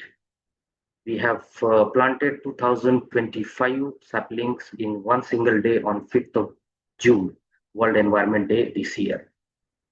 We are regularly conducting voluntary principles and for human rights training for our security guards, our security operatives. So these all activities we are doing regularly, and we are trying to make impact on the lives on the host communities. Now, I would also would like to announce here we are open for more advanced roles for the women's, like HEMM drivers and LMV drivers. So we are open for those positions. So thank you very much for this opportunity to speak to this forum. And we as a company look forward to contribute from our side, whatever the amount we can contribute, a little from our side. And thank you very much, Dr. Comfort, for this opportunity to speak. Thank you very much. Thank you very much, Mr. Deshmukh, for your contribution and for underlining the importance of safety, health, and community in our Africa's mining sector. We appreciate your valuable insight. Next, we will hear from Mr. Charles Masurenko, Managing Director of ECT Terra Pty Limited in Germany. Kindly unmute yourself and take the floor. Thank you.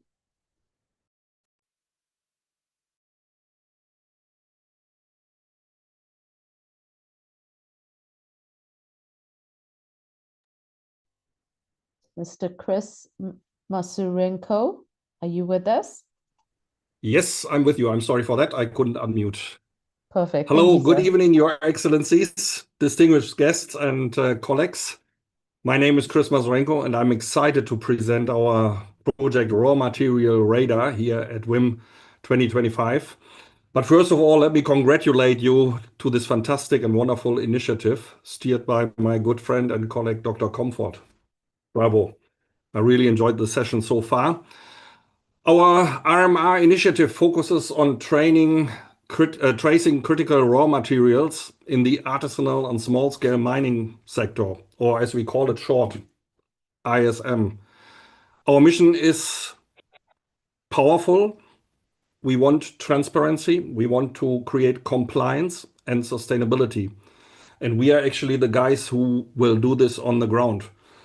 I believe you're not going to see you're going to see my presentation. If you switch to the next slide straight away, thank you.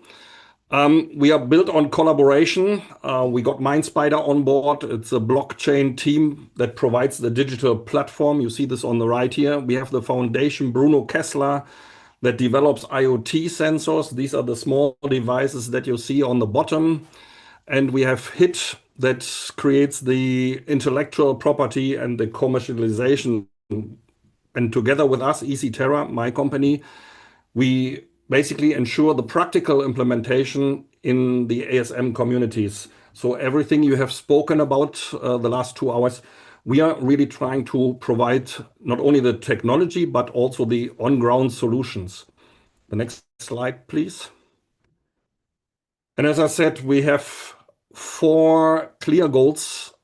This is the traceability. We want to track minerals from mine to the market. So basically track minerals from the pit towards the refineries. We want to achieve compliance, aligning with the international regulations, such as Equator Principles, for example. Irma had spoken here already, my colleague, and she pointed out how important it is. And of course, we want to have the empowerment of the ASM communities and specifically women in the ASM community, because we strongly believe in creating a complete new setup here, which can be controlled right from the beginning and can do it the right way. And sustainability means reducing the environmental impact and improving the health and safety. So it's not about all technology, which looks sometimes scary. It's about people and the progress here. And you are already in the next slide.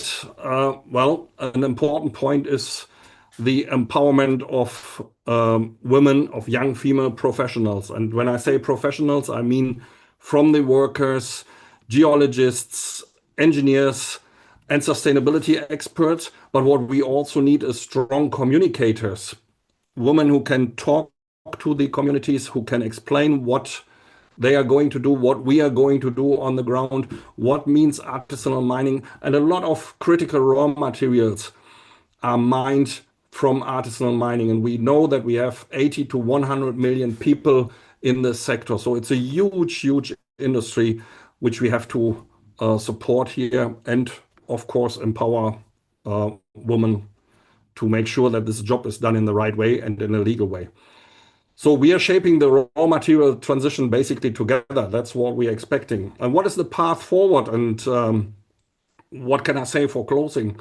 So it comes down to the 3 words: transparency, responsibility, empowerment.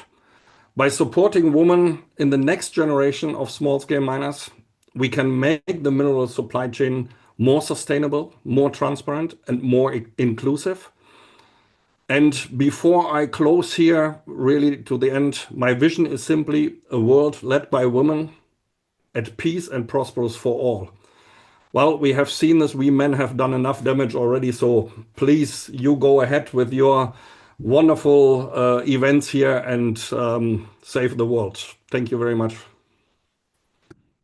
Thank you very much, Mr. Masurenko, for that valuable contribution and for highlighting the international perspectives that strengthen our work in Africa. We appreciate your valuable insight. Thank you. Thank you very much for having me. Thanks. Pleasure. Now, we'd like to invite Mr. Charles Simakumba, male ally with White Ribbon Namibia. Kindly unmute yourself and take the floor, sir.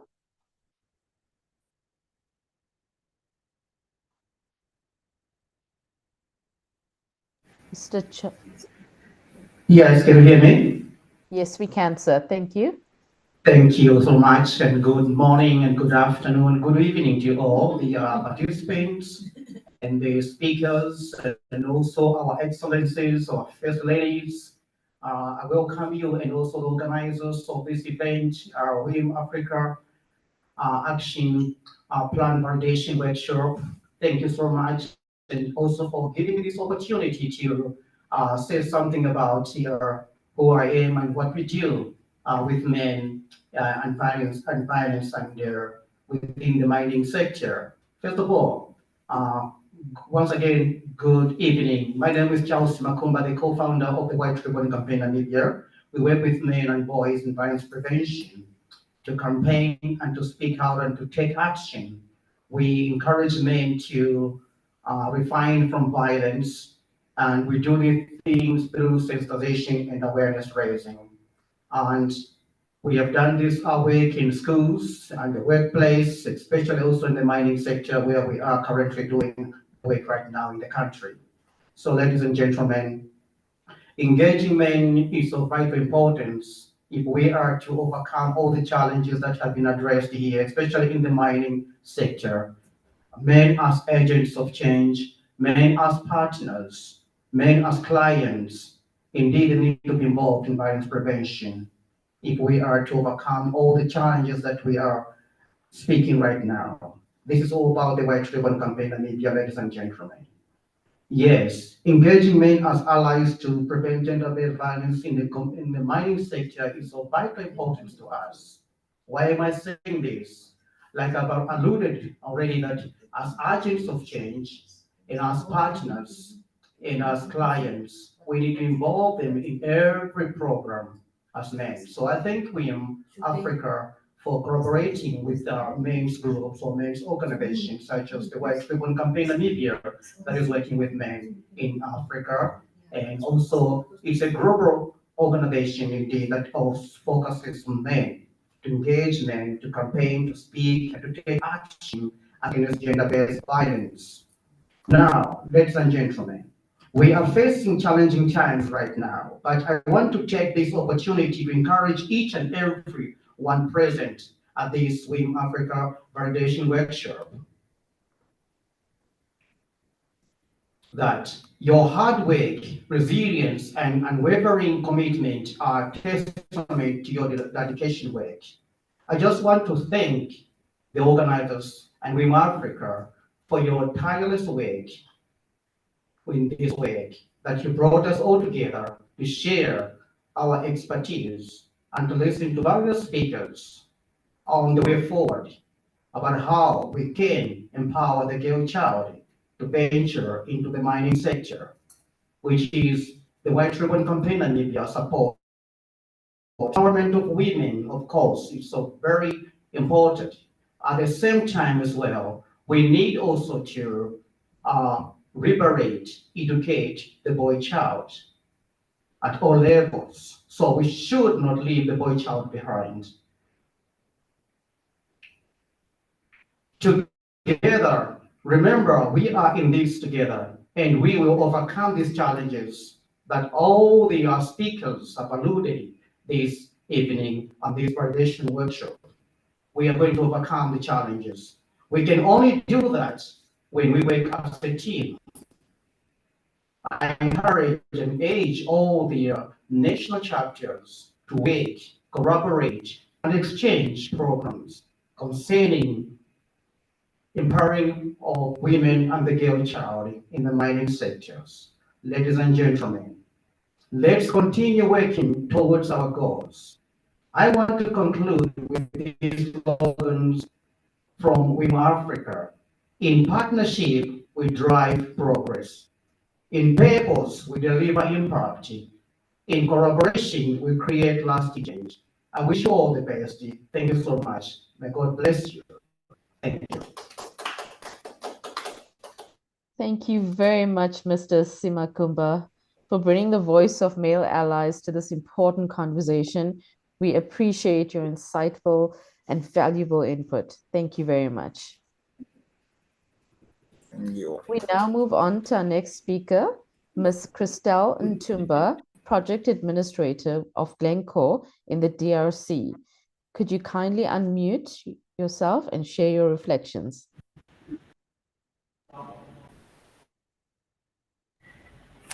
Good afternoon, distinguished leaders, colleagues, and friends of WiM-Africa.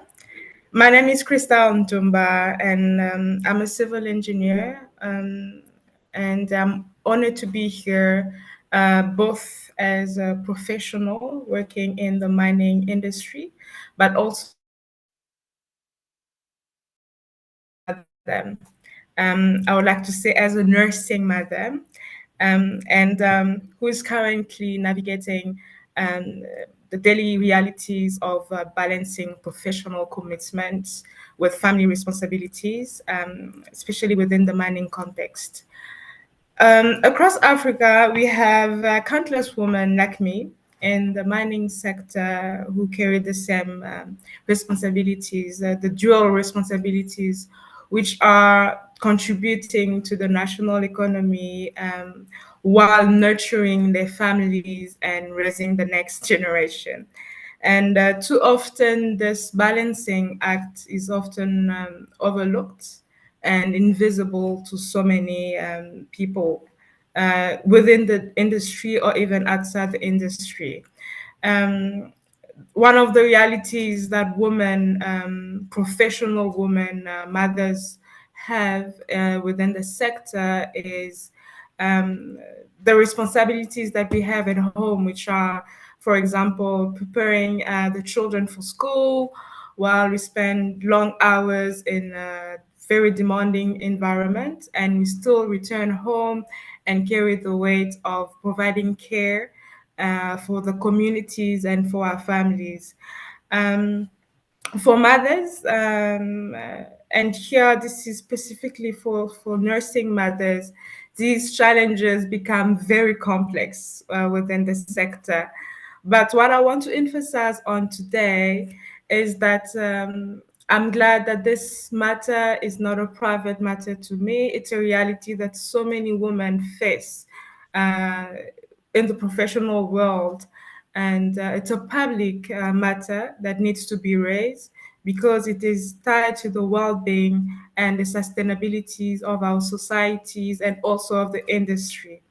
So I believe that the WiM-Africa Action Plan, the 2025 to the 2030, is so powerful because it recognizes the impact of women, not just as workers, but also as mothers, caregivers, leaders, and innovators. And through the 7-point agenda program that the WiM-Africa has, this action plan makes a very bold statement and commitment, which is to create a safe and supportive environment for women, and including women only mining zone. It's also emphasized on the expansion of the Next Gen WIM program, which ensures that our children, these are our daughters and our sons, have the opportunity to dream beyond surviving the realities of Africa. And it also provides, it strengthens the research and advocacy platform, which highlights the gender sensitive policies, the child care, and the well-being of the host communities. So I believe that the 7-point program agenda that the WiM-Africa has put in place will ensure that women, but also the children, are no longer invisible, but they are recognized as essential to the future of mining in Africa. So as a mother who's working as a professional in the mining industry, I hope that one day my children will see mining not just as a place of hardship, but as a place of opportunity. A place where women like myself and so many other women within the continent or even in the world a place where we can all thrive in a professional career, but while raising our families with pride and dignity. So the WiM-Africa Action Plan, I believe it will take us to that vision. And I believe that this action plan will ensure the contribution and recognition of women, both at home as mothers, but also as professional in the mining sector. And it will also recognize the value, and I believe that this action plan will enable these women to be celebrated. Thank you. Wow, thank you very much, Ms. Ntumba, for your thoughtful reflections and bringing the corporate sector's commitment into the space. We appreciate and value your insight. Thank you very much. Next, next we will hear from Ms. Nardos Worku, WiM-Africa Geoscience Professional from Ethiopia, from the Ethiopia chapter. Kindly unmute yourself and take the floor.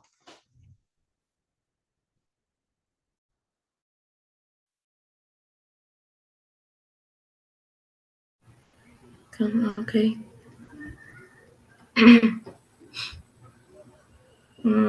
Okay. Good evening, good morning, or good afternoon to everyone. It's so a big opportunity to be part of this validation program as a speaker to deliver my speech and how I participate in this program. So my name is Nardos Worku. I'm a geologist working in Addis Ababa Science and Technology University as assistant laboratory technician. Today, like it's a big opportunity. Like I said, it's impactful and enlightening event we all had. It's been such an opportunity to represent my country as a chapter and as a representative of our chapter. So, like I said, my name is Nardos Worku. So I represent the WiM-Africa chapter, Ethiopian chapter as a geoscience. As a professional, it is an honor to be part of this historic workshop where we validate the WiM-Africa's action plans, documents, and that addresses both the technical and human dimensions of the African mining future.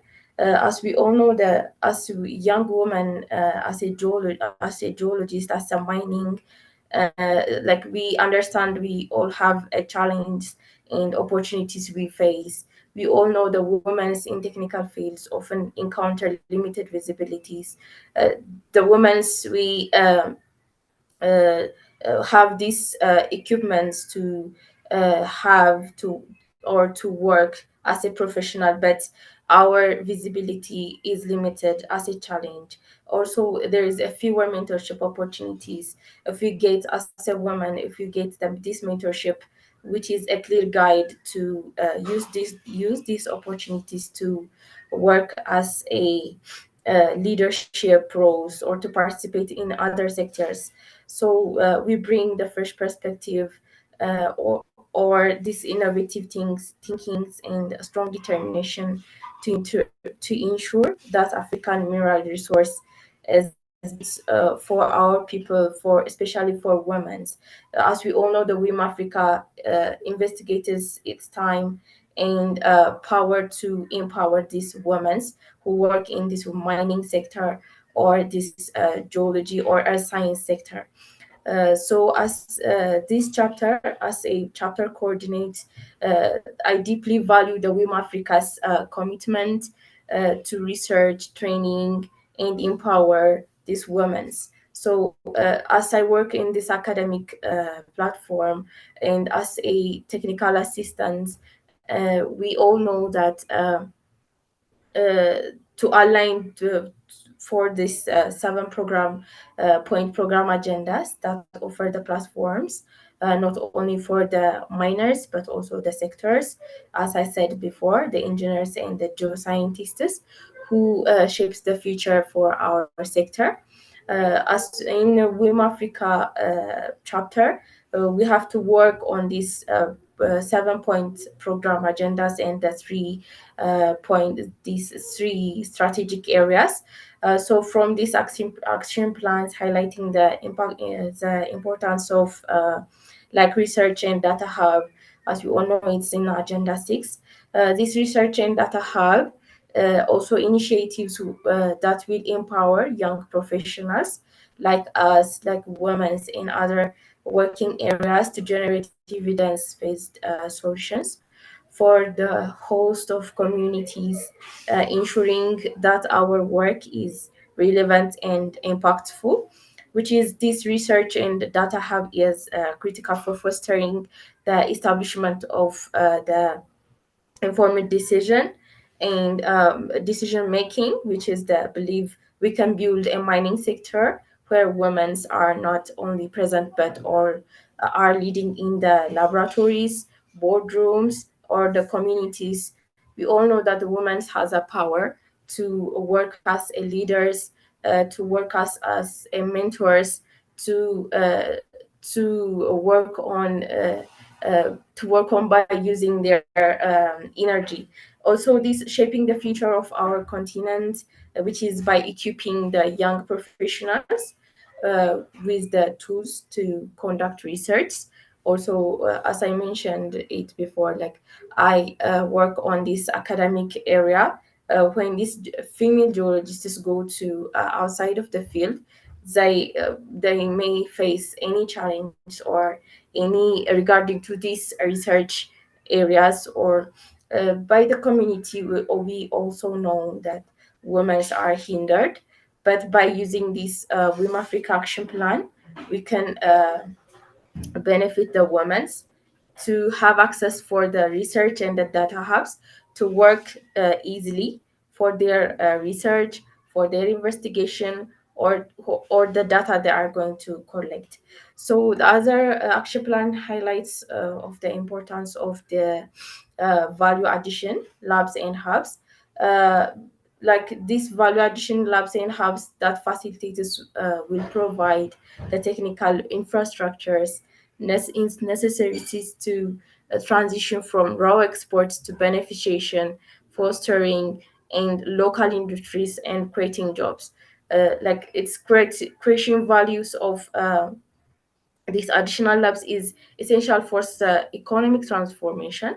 We all know that by developing the local capacities of the processing minerals, we can retain more values within our economic estimates that stimulates the local enterprise and enhance other uh, job creations that can contribute to sustainable development or any other benefits that the women can get. I hope this WiM-Africa action plan by the 2013 is going to benefit the women. Also, the other impactful action plan movement is the next gen, which is the next generation WiM-Africa program. We all know it is one part of the 7-point program agendas. So it is working on empowering or developing the fundamental for nurturing future leaders by including the women's, also create awareness for the men's, for to give them opportunities or a help if the women can get. So like by providing the this mentorship and training. Have 1 minute, Nados? You have 1 okay. minute? Yeah, or 30 Okay, seconds. We've got another speaker okay, waiting. Yeah. okay, we can empower young women to influence. So it's all like it's been an opportunity to have been a part of as a chapter leader and coordinator. It's been a worthy and insightful meeting we have. So I want to congratulate all the team members we have been working. So a good session. Nado, So sorry, thank we you. have to cut you off here now. Sorry. Thank you very much. you. Thank you. That's Thank really you. great. Thank you. It's Madam Kosi in the room, please. We need to move now very fast. Other speakers, we are sorry, we are behind schedule. Thank you. Please, a round of applause for Nados. Yeah. And please, maybe after Muchaneta Patience, Jerahuni, we have Madam Kosi. I got a message that she's ready, please. Thank you. Good afternoon, good evening, women in Africa. All protocols are observed. It's an honor and a great responsibility for me to be adding my voice to this continental dialogue. I'm a geologist who has worked as an exploration geologist, as a mineralogist, gemologist for over 20 years in the mining industry. And I have seen the challenges that women face across the value chain from the mine to the market. And working daily in mineralogy lately has shown me how much science, research, and technical expertise is needed in order to shape Africa's mining future. It's not just about studying the rocks or studying the gems, the gemstones, or the non-precious metals, but I think it's about unlocking value that should stay on this continent, creating opportunities for our local communities, for the women, particularly for the women. I'm interested in having women leading the value chain, the mining value chain. And when I thought through this and I was reading the policy document that we as women in mining in Africa are coming up with, I've realized that we need to come up with tailored financial support for women, which means access to markets, access to capital, training in financial skills, which most of our women often lack.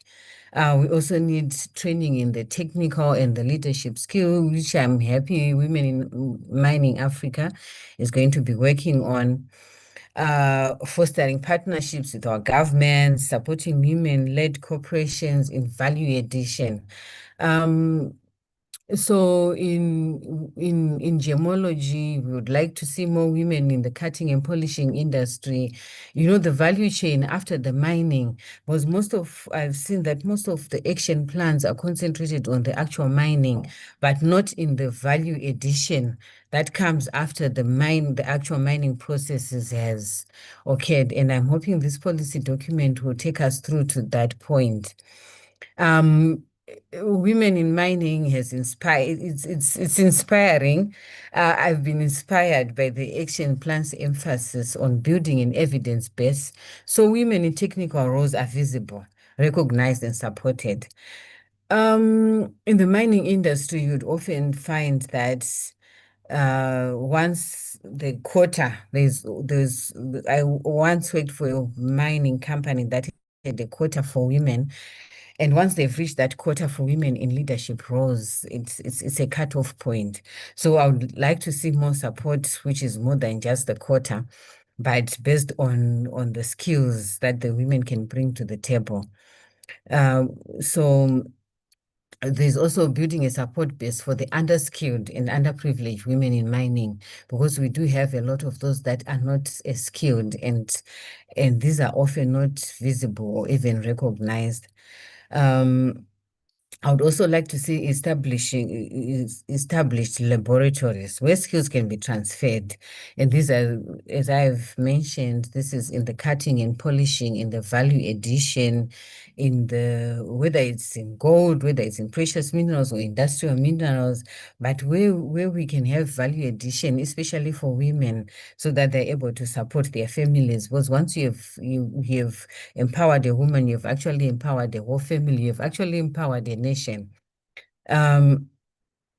Advancing the next generation women in mining programs that prepare and empower the next generation of women in mining, the upcoming generation.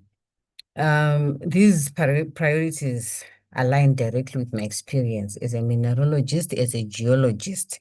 They create the possibility for women to enter technical professions and thrive in them.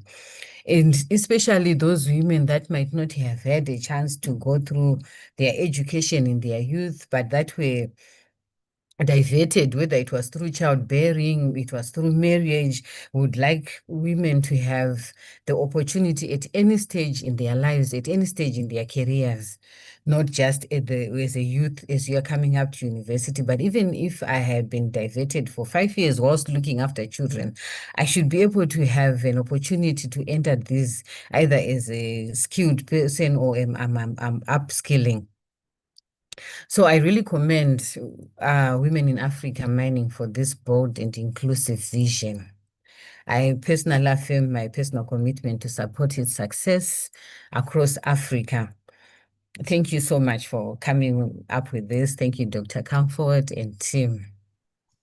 Thank you.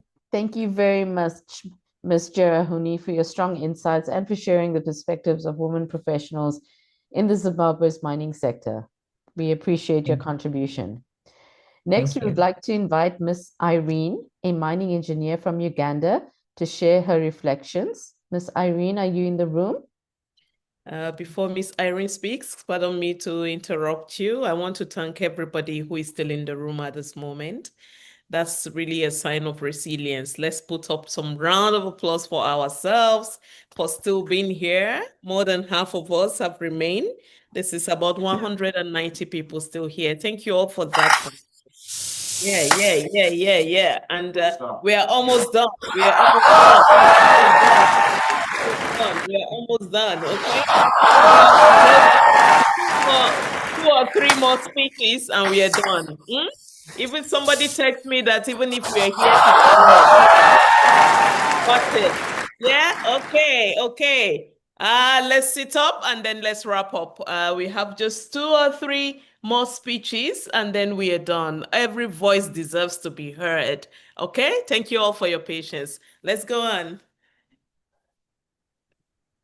All right. Good afternoon, ladies and gentlemen. It's a pleasure joining you all. Irene Kopsinger is my name. I'm a mining engineer from Uganda. I also venture as a CEO of Jorin Mineral Consultants and a health and safety professional. It's a great honor to join in here today. Today is such an exceptional day that I began it with conversations in Women in Mining, whereby I joined the 14th Mineral Wells Conference here in Uganda. We had a breakfast conversation just about what we're having right now. So it's a great honor that I am still ending the day with great conversations about women in mining. That shows us that it's a great step. We are on the right direction. So let's keep it up. Let's keep moving. We are on the right track, I can assure you. In my work as a mining engineer, or as a woman in mining, I've really seen both the opportunities and the challenges women face. I've had a chance to move down to the mines, artisanal mines, to work along with them. I've had a chance to work on the technical team, and this has really exposed me to see that we really have to do something, starting way back from the artisanal small-scale miners, run right up to the large-scale mining across the Africa, not only in Uganda. So at the same time, it brings me back to see that communities, or not only communities, but people or the young girls, young community, the youth are looking up to see that, oh, these are the people who have already gone ahead of us. These are people who have already moved extra miles. They would love to have people to look up to, especially as role models in this industry. However, sometimes they could be changed, like there was no proper platforms for them to be like, oh, this is someone we can look up to. But when we come up like with such a action plan of WiM-Africa, you really see that it's a very powerful action plan.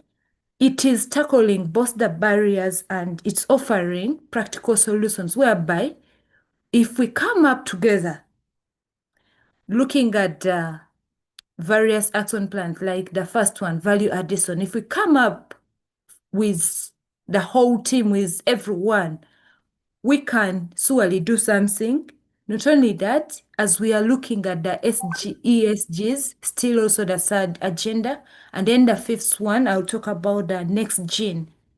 And while sharing, actually, this is something we just recently shared on, while participating in the WiM-Africa Next Gen Career Innovation, it was the inaugural one under the Chambogo University chapter.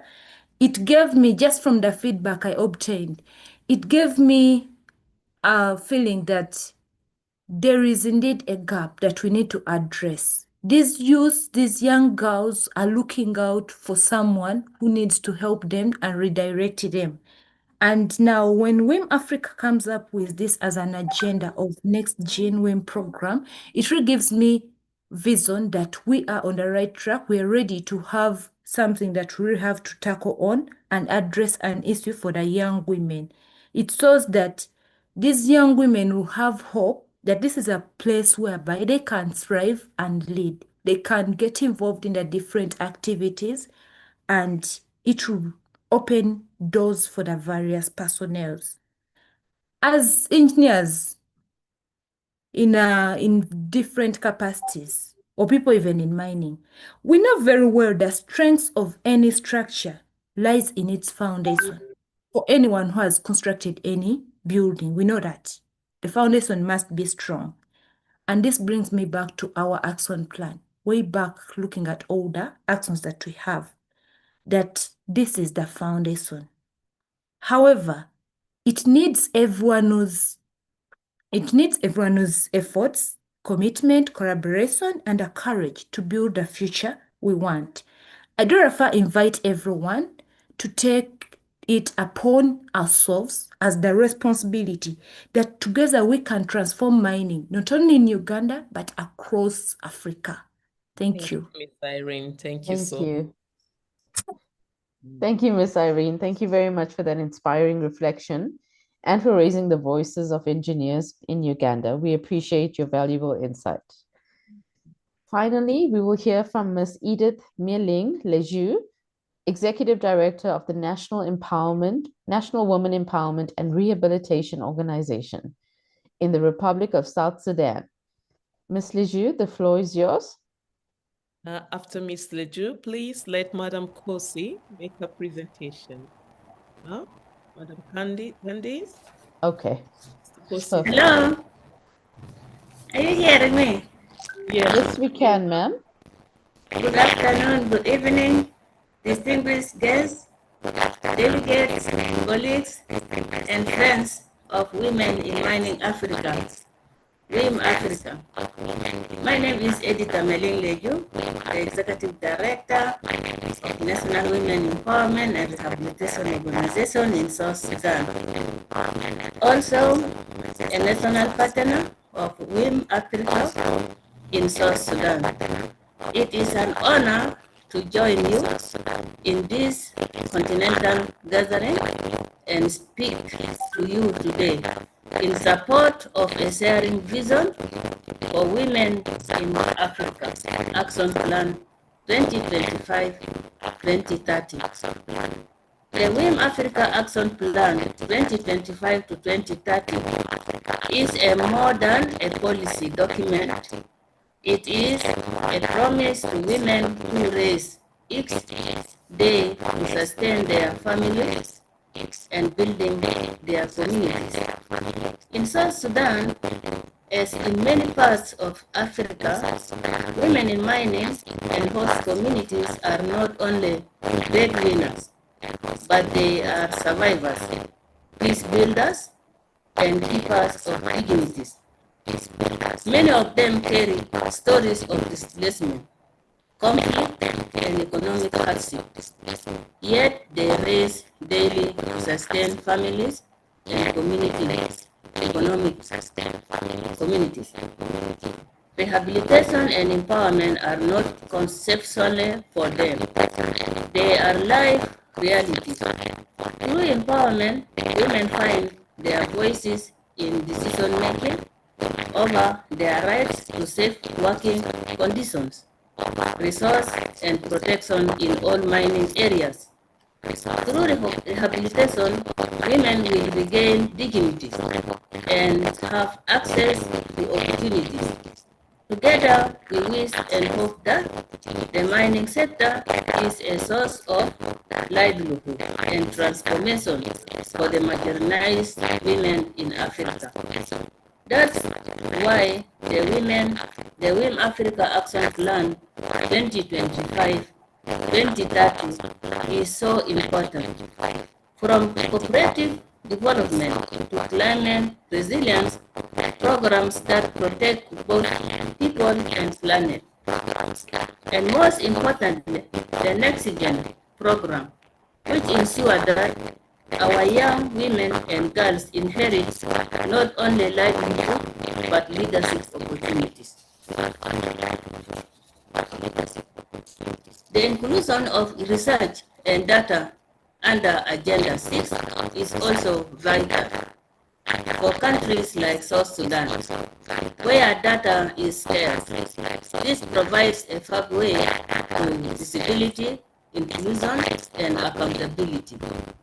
On behalf of NUERO, which is National Women Empowerment and Rehabilitation Organization, and the women of South Sudan, I stand in solidarity with WiM-Africa. This action plan is more than a roadmap. It is hope turned into strategy, and I am proud of my voice in affirming it today. Thank you to Dr. Comfort for including South Sudan to this very important platform. I'm proud to be here. South Sudan likes people like you. As you know, our women are vulnerable. Thank you so much. Thank you. Thank you very much, Ms. Leju. We value your insight and we appreciate your contribution. Thank you very much. We will now introduce Ms. Kosi Sipizi from Women in Mining Business, South Africa. Please, can you come forward, Ms. Kosi?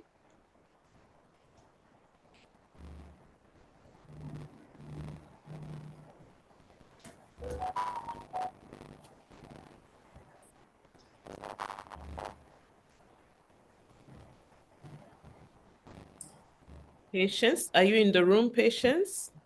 Are you representing Madam Kosi? Are you in the room? Can you raise your hand up if you're in the room? If it's not, our eyes is fixed now. Masinga, Africa. Okay, is that you? Yes, ma'am. Good evening. I'm going to be reading the speech that was supposed to have been read by Ms. Kosi, the founder of WiMBiz. She says, hello, everyone. All protocols duly respected and acknowledged. Most importantly, the women and the communities we serve. Good afternoon, or rather, good evening. I am the founder and the executive chairperson, Women in Mining Business South Africa, WiMBiz, as introduced. In South Africa, as across the continent, mining is not just about extracting minerals, it's about the lives of millions of women, families, and children in host communities who carry both the weight of the sector's challenges and the hope for its opportunities. These communities often face the brunt of environmental impacts, economic displacements, and limited access to meaningful livelihoods. At WiMBiz, our mission is to bridge this gap by ensuring women in host communities are not left behind. We are investing in skills training and entrepreneurship development so that women can establish sustainable business linked to mining and its value chains. Financial literacy and cooperative formation, empowering women to create enterprises that generate income and dignity for their families.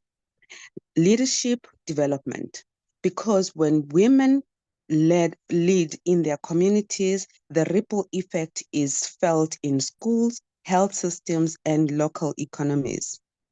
The WiM-Africa Action Plan provides the continental framework to scale this vision. Its 7-point program agenda, particularly on cooperative development, ESG, and climate resilience, and next-gen WiM, speaks directly to the realities of our communities in South Africa. Through this plan, we now have the opportunity to connect local initiatives to continental movement, where a woman entrepreneur in Rustenburg or Mpumalanga is linked to markets across Africa under the AFTA, and where the cooperative is recognized as part of Africa's formal mining value chain. As leaders, we must ensure that communities are not only sites of extraction, but also hubs of transformation. Africa's mining landscape is vast, complex, and filled with opportunities, but the work ahead of us is far too great for any single organization to carry alone. The real progress will only come when women in mining organizations across the continent collaborate rather than compete. WiM-Africa is leading the way with this 5-year action plan, but its success depends on all of us moving forward together. Women supporting women, organizations uniting around the shared goals, and partners standing side by side. When we knit our efforts together, we multiply our impact. That is why partnerships such as the one between WiMBIZ South Africa and WiM-Africa, that is our recently signed agreement to work together, is so critical. It is a demonstration of unity in action and a call for organizations here today to join hands so that women in host communities remain at the very center of this continental transformation. Thank you. May this gathering mark the beginning of a new chapter for women, host communities, and Africa's mining future. I thank you. Thank you very much, Patience, for that insightful reflection on the South African and African business of mining. We really appreciate your contribution. Ladies and gentlemen, let us appreciate all our distinguished speakers and for their reflections in this session. We truly value your contribution. Thank you to all our panelists for such powerful reflections. This session has demonstrated the strength of the industry's leadership, youth voices, and male allyship in shaping the future of Africa's mining sector. We now move on to our next session in the program.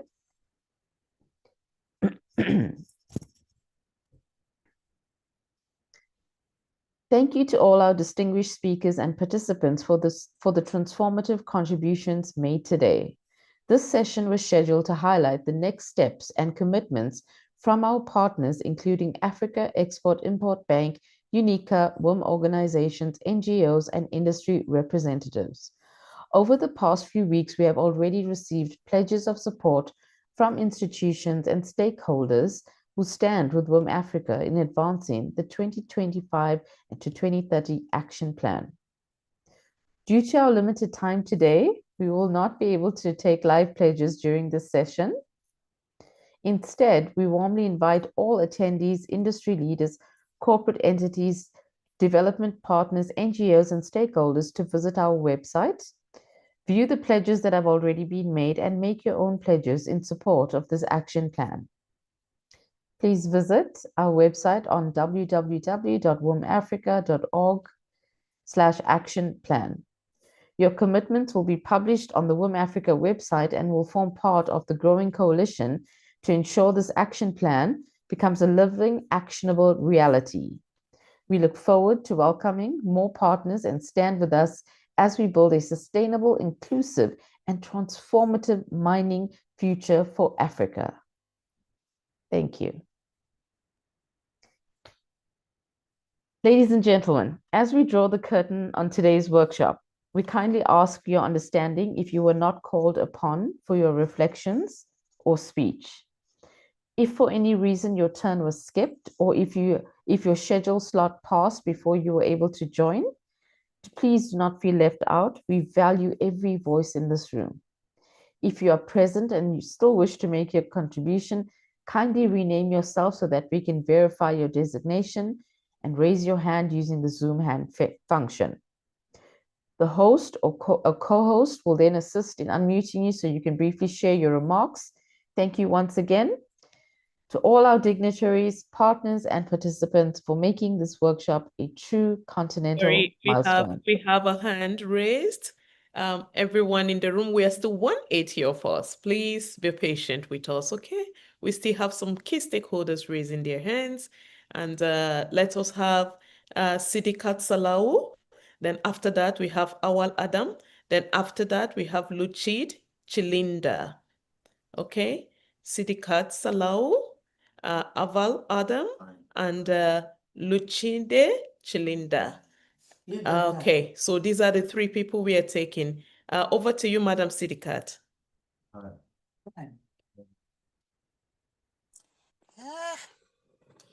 Thank you very much, WiM-Africa. I've been all along listening to your plan, your roadmap from this moment to 2030. We've been talking about women and girls. The children we are talking about in this context, is it boys and girls or just women? Because why I'm saying this is that, don't forget, you are a woman. The boy, the girls belongs to who? Belongs to us. So I want us to make sure that the children in question are boys and girls. And when it gets to a certain age, we now make them to be the women in mining or the women in anything you want them to be. That is just my observation and contribution. Above all, in anything we do, we need skill. It's the skill that give us what we give us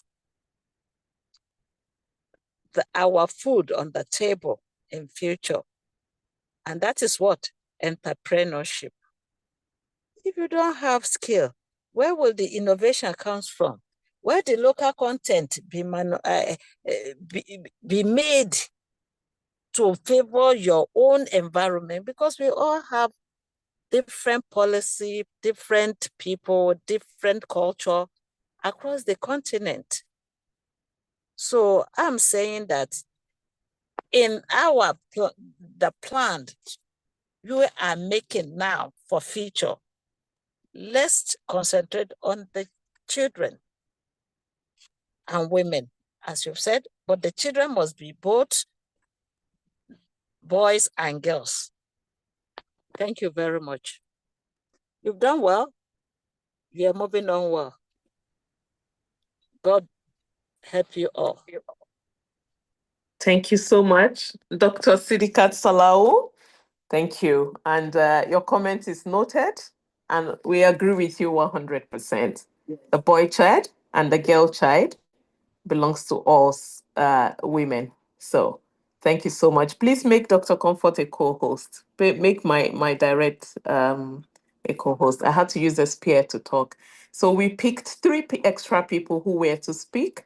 If you are the second person, please, this is the time to speak. Is it Awal Adam? Awal Adam, is your turn. I'm not seeing the other third person.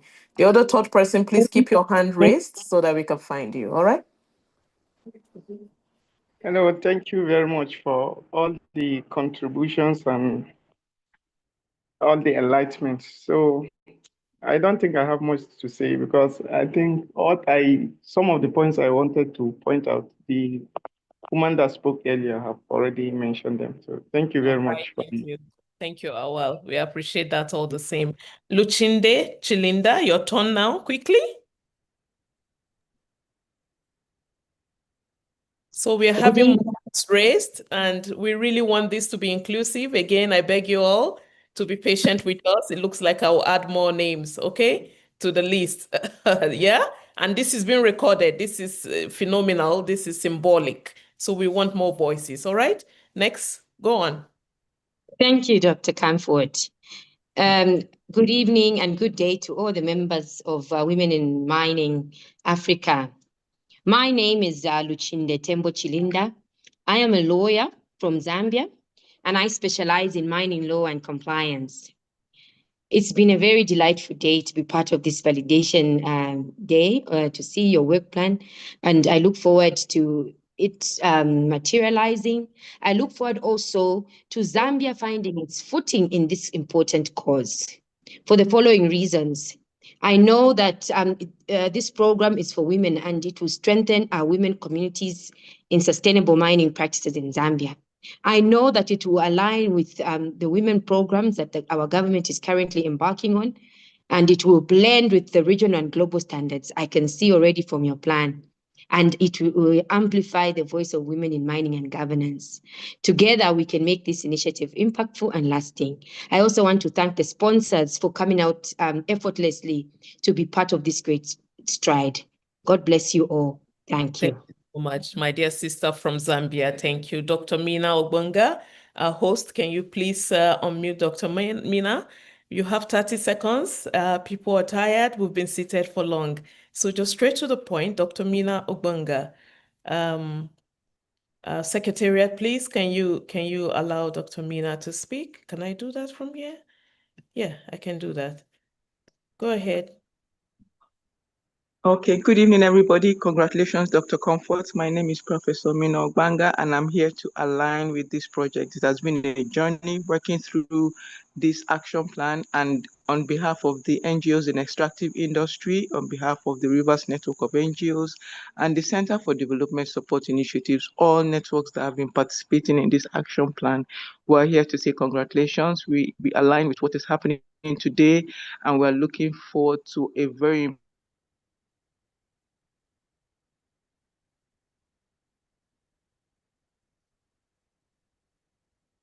impactful outcome from this session and of ways that we can imagine. I want to say congratulations, and I think we need a more transparent, accountable, inclusive, and strategic mining sector. So congratulations, everyone, and thank you for your contributions. This is signing off by Professor Mina Ogbanga of the NGOs in Extractive Industry Nigeria. Thank you, Dr. Mina. Thank you so much. Professor, thank you. We are coming to you. We are coming to you. Research will knock on your door, Prof. Thank you so much. I hope you won't forget this, because I was about to mention, but I said, let me keep quiet. I won't forget it. I won't forget it. Thanks for the willingness as well. Thank you. Highly Yes, appreciate it. congratulations. All right. Congratulations. Thank you so much. Thank you.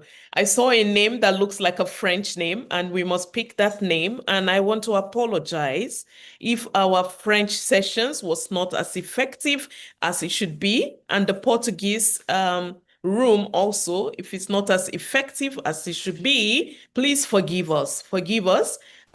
We are still fine-tuning our processes, and the Department for the Francophone and also the Portuguese countries. We are really, really sorry for not organizing that aspect excellently as it ought to be. However, I would like to thank Mr. Boubacar Issa Traore for the effort he's made, and the other interpreters also who are in the room. I thank you sincerely for the effort you have made. We are fine-tuning this. It's a progress, is an effort in progress, okay? Thank you. So on that note, I pick Badie Bobo.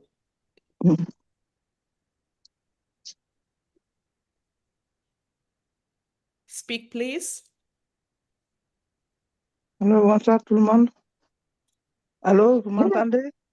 Yes. Can somebody interpret for us? Mr. Boubacar, are you here? Go ahead, madam.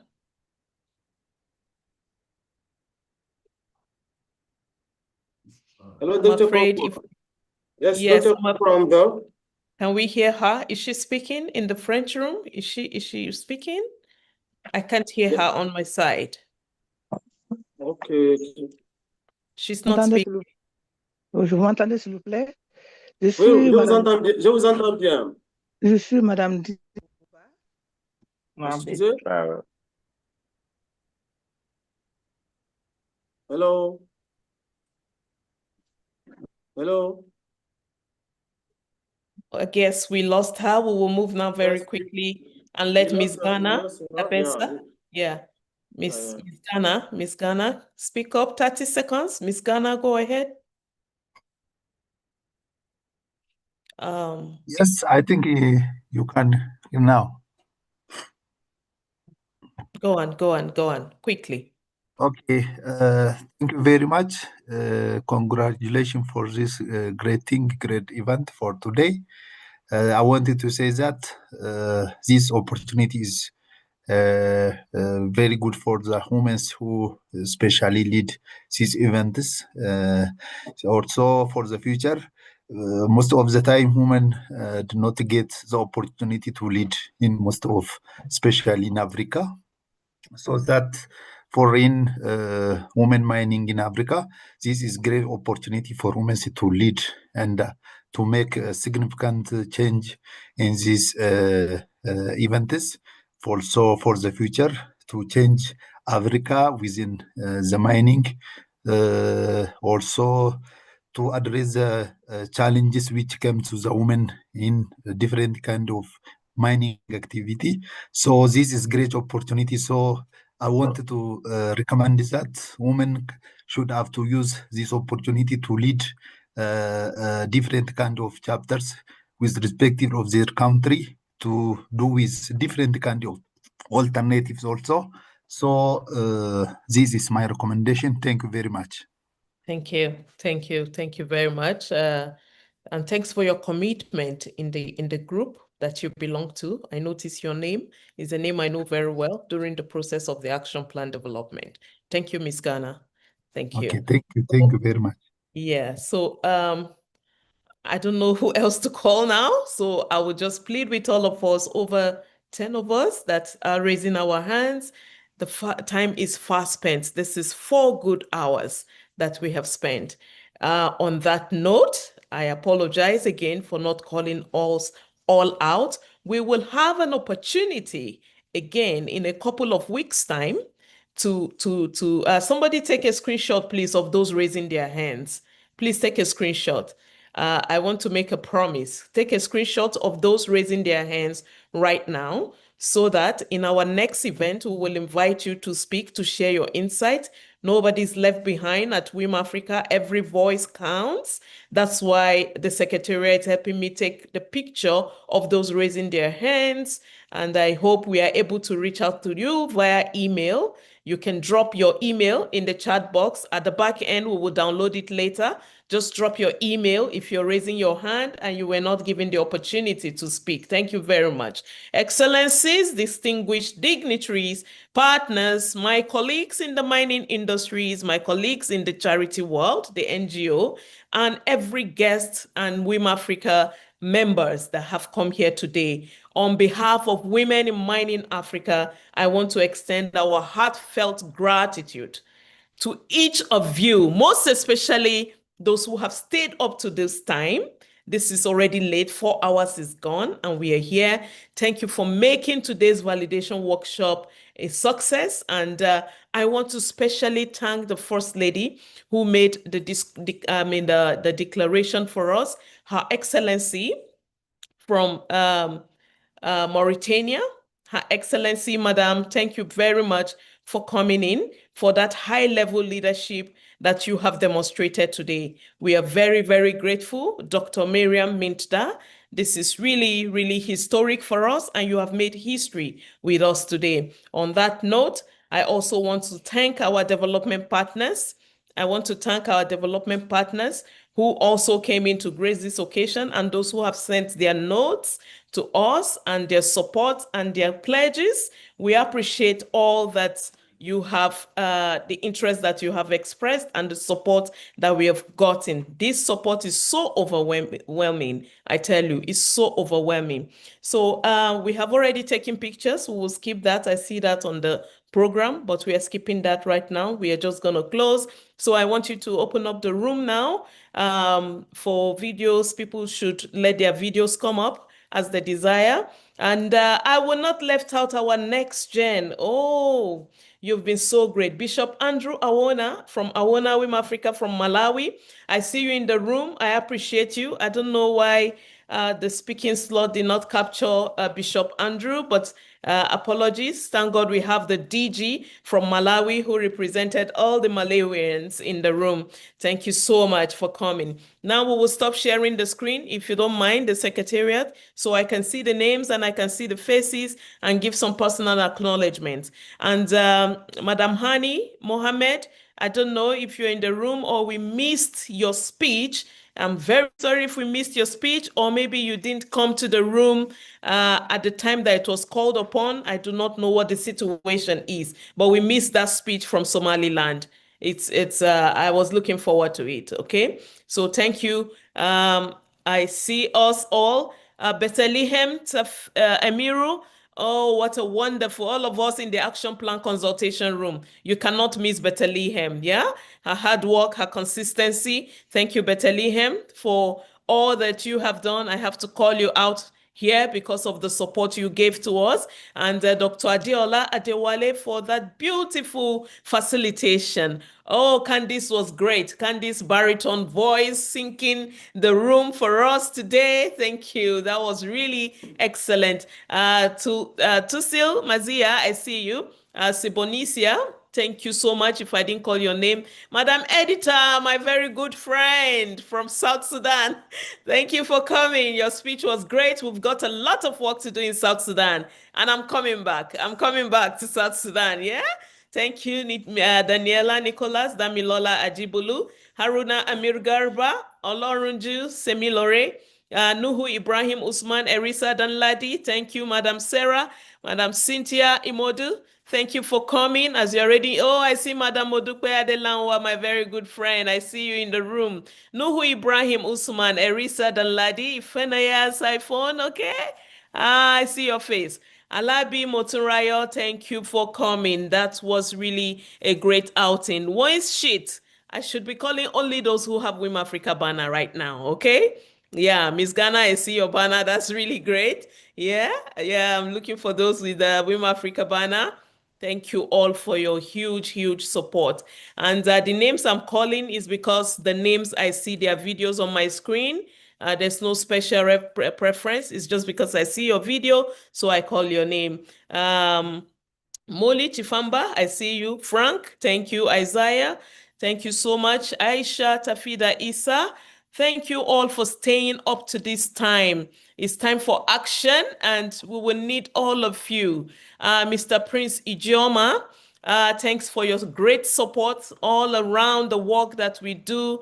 Thank you so much. I see you. You are not properly named, but I will not miss that face because that's one of my strongest pillars, for making things work. Thank you, Mr. Prince Ijeoma. Erisa Danladi, thank you so much. Precious Damusa, thank you. And Hamza, I see you. Yeah, Isa Ibrahim. Yes, Isa Ibrahim is one of our allies who goes to the field to make things work. Yeah, in the northern region of Nigeria, where the ladies really need someone to push. And Isa Ibrahim is doing a very great job. Salami Olaleka Michael, thank you. Up almost 12 midnight yesterday, we were still working. This team is a great team. Nothing good happens casually. So we have a great team. We are blessed with people who are passionate for getting the work done. I thank you all those who did not sleep last night because of today. Thank you so much. You're highly valued. And I will not forget Kizzy. Kizzy, you're great. You're great. You're great. Please keep it up. Those are the people who assist me when the work is overwhelming.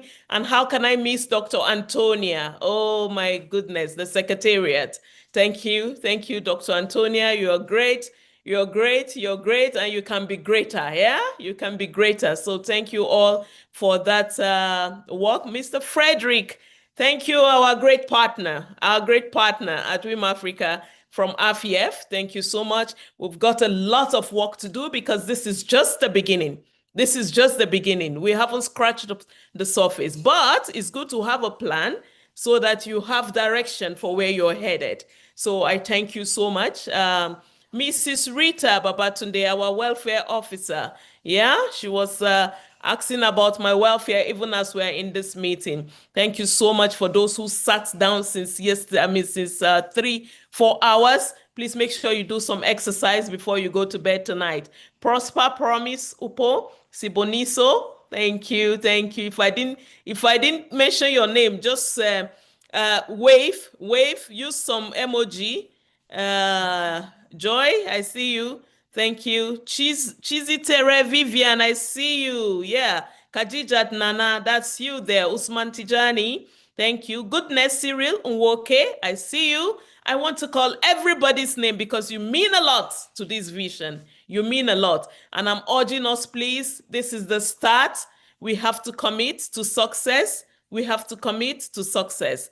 So we would be asking you, we'll be sending you emails, provided you registered and you were here today. You will receive our emails on next steps. Please don't say, oh, unsubscribe, or don't say, oh, I'm busy now. Always do very little step per time, and we will appreciate it. Thank you, Madam Maria. Hassan, Miracle, thank you. Ifunaya, great.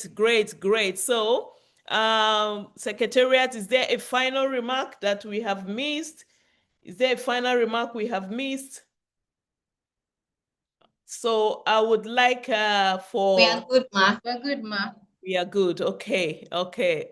Thank you. I just like the faces I'm seeing. If I didn't call your name, it's because your video is not on. Abalaka Ruth. Yeah, Hassan Miracle. Some people's name I'm even calling 2 times. Cynthia Imodu. All right. Thank you, Peter. Kolo, Margaret. Olonruju.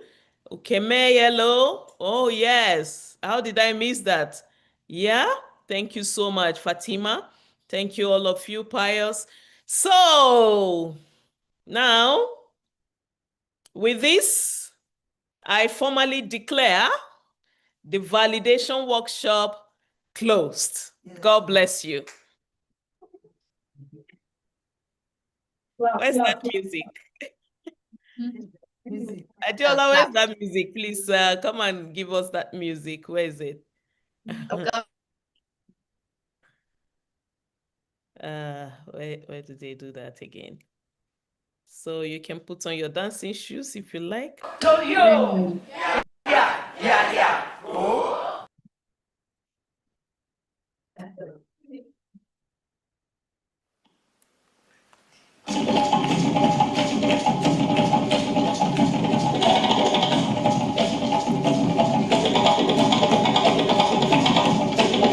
want to dance.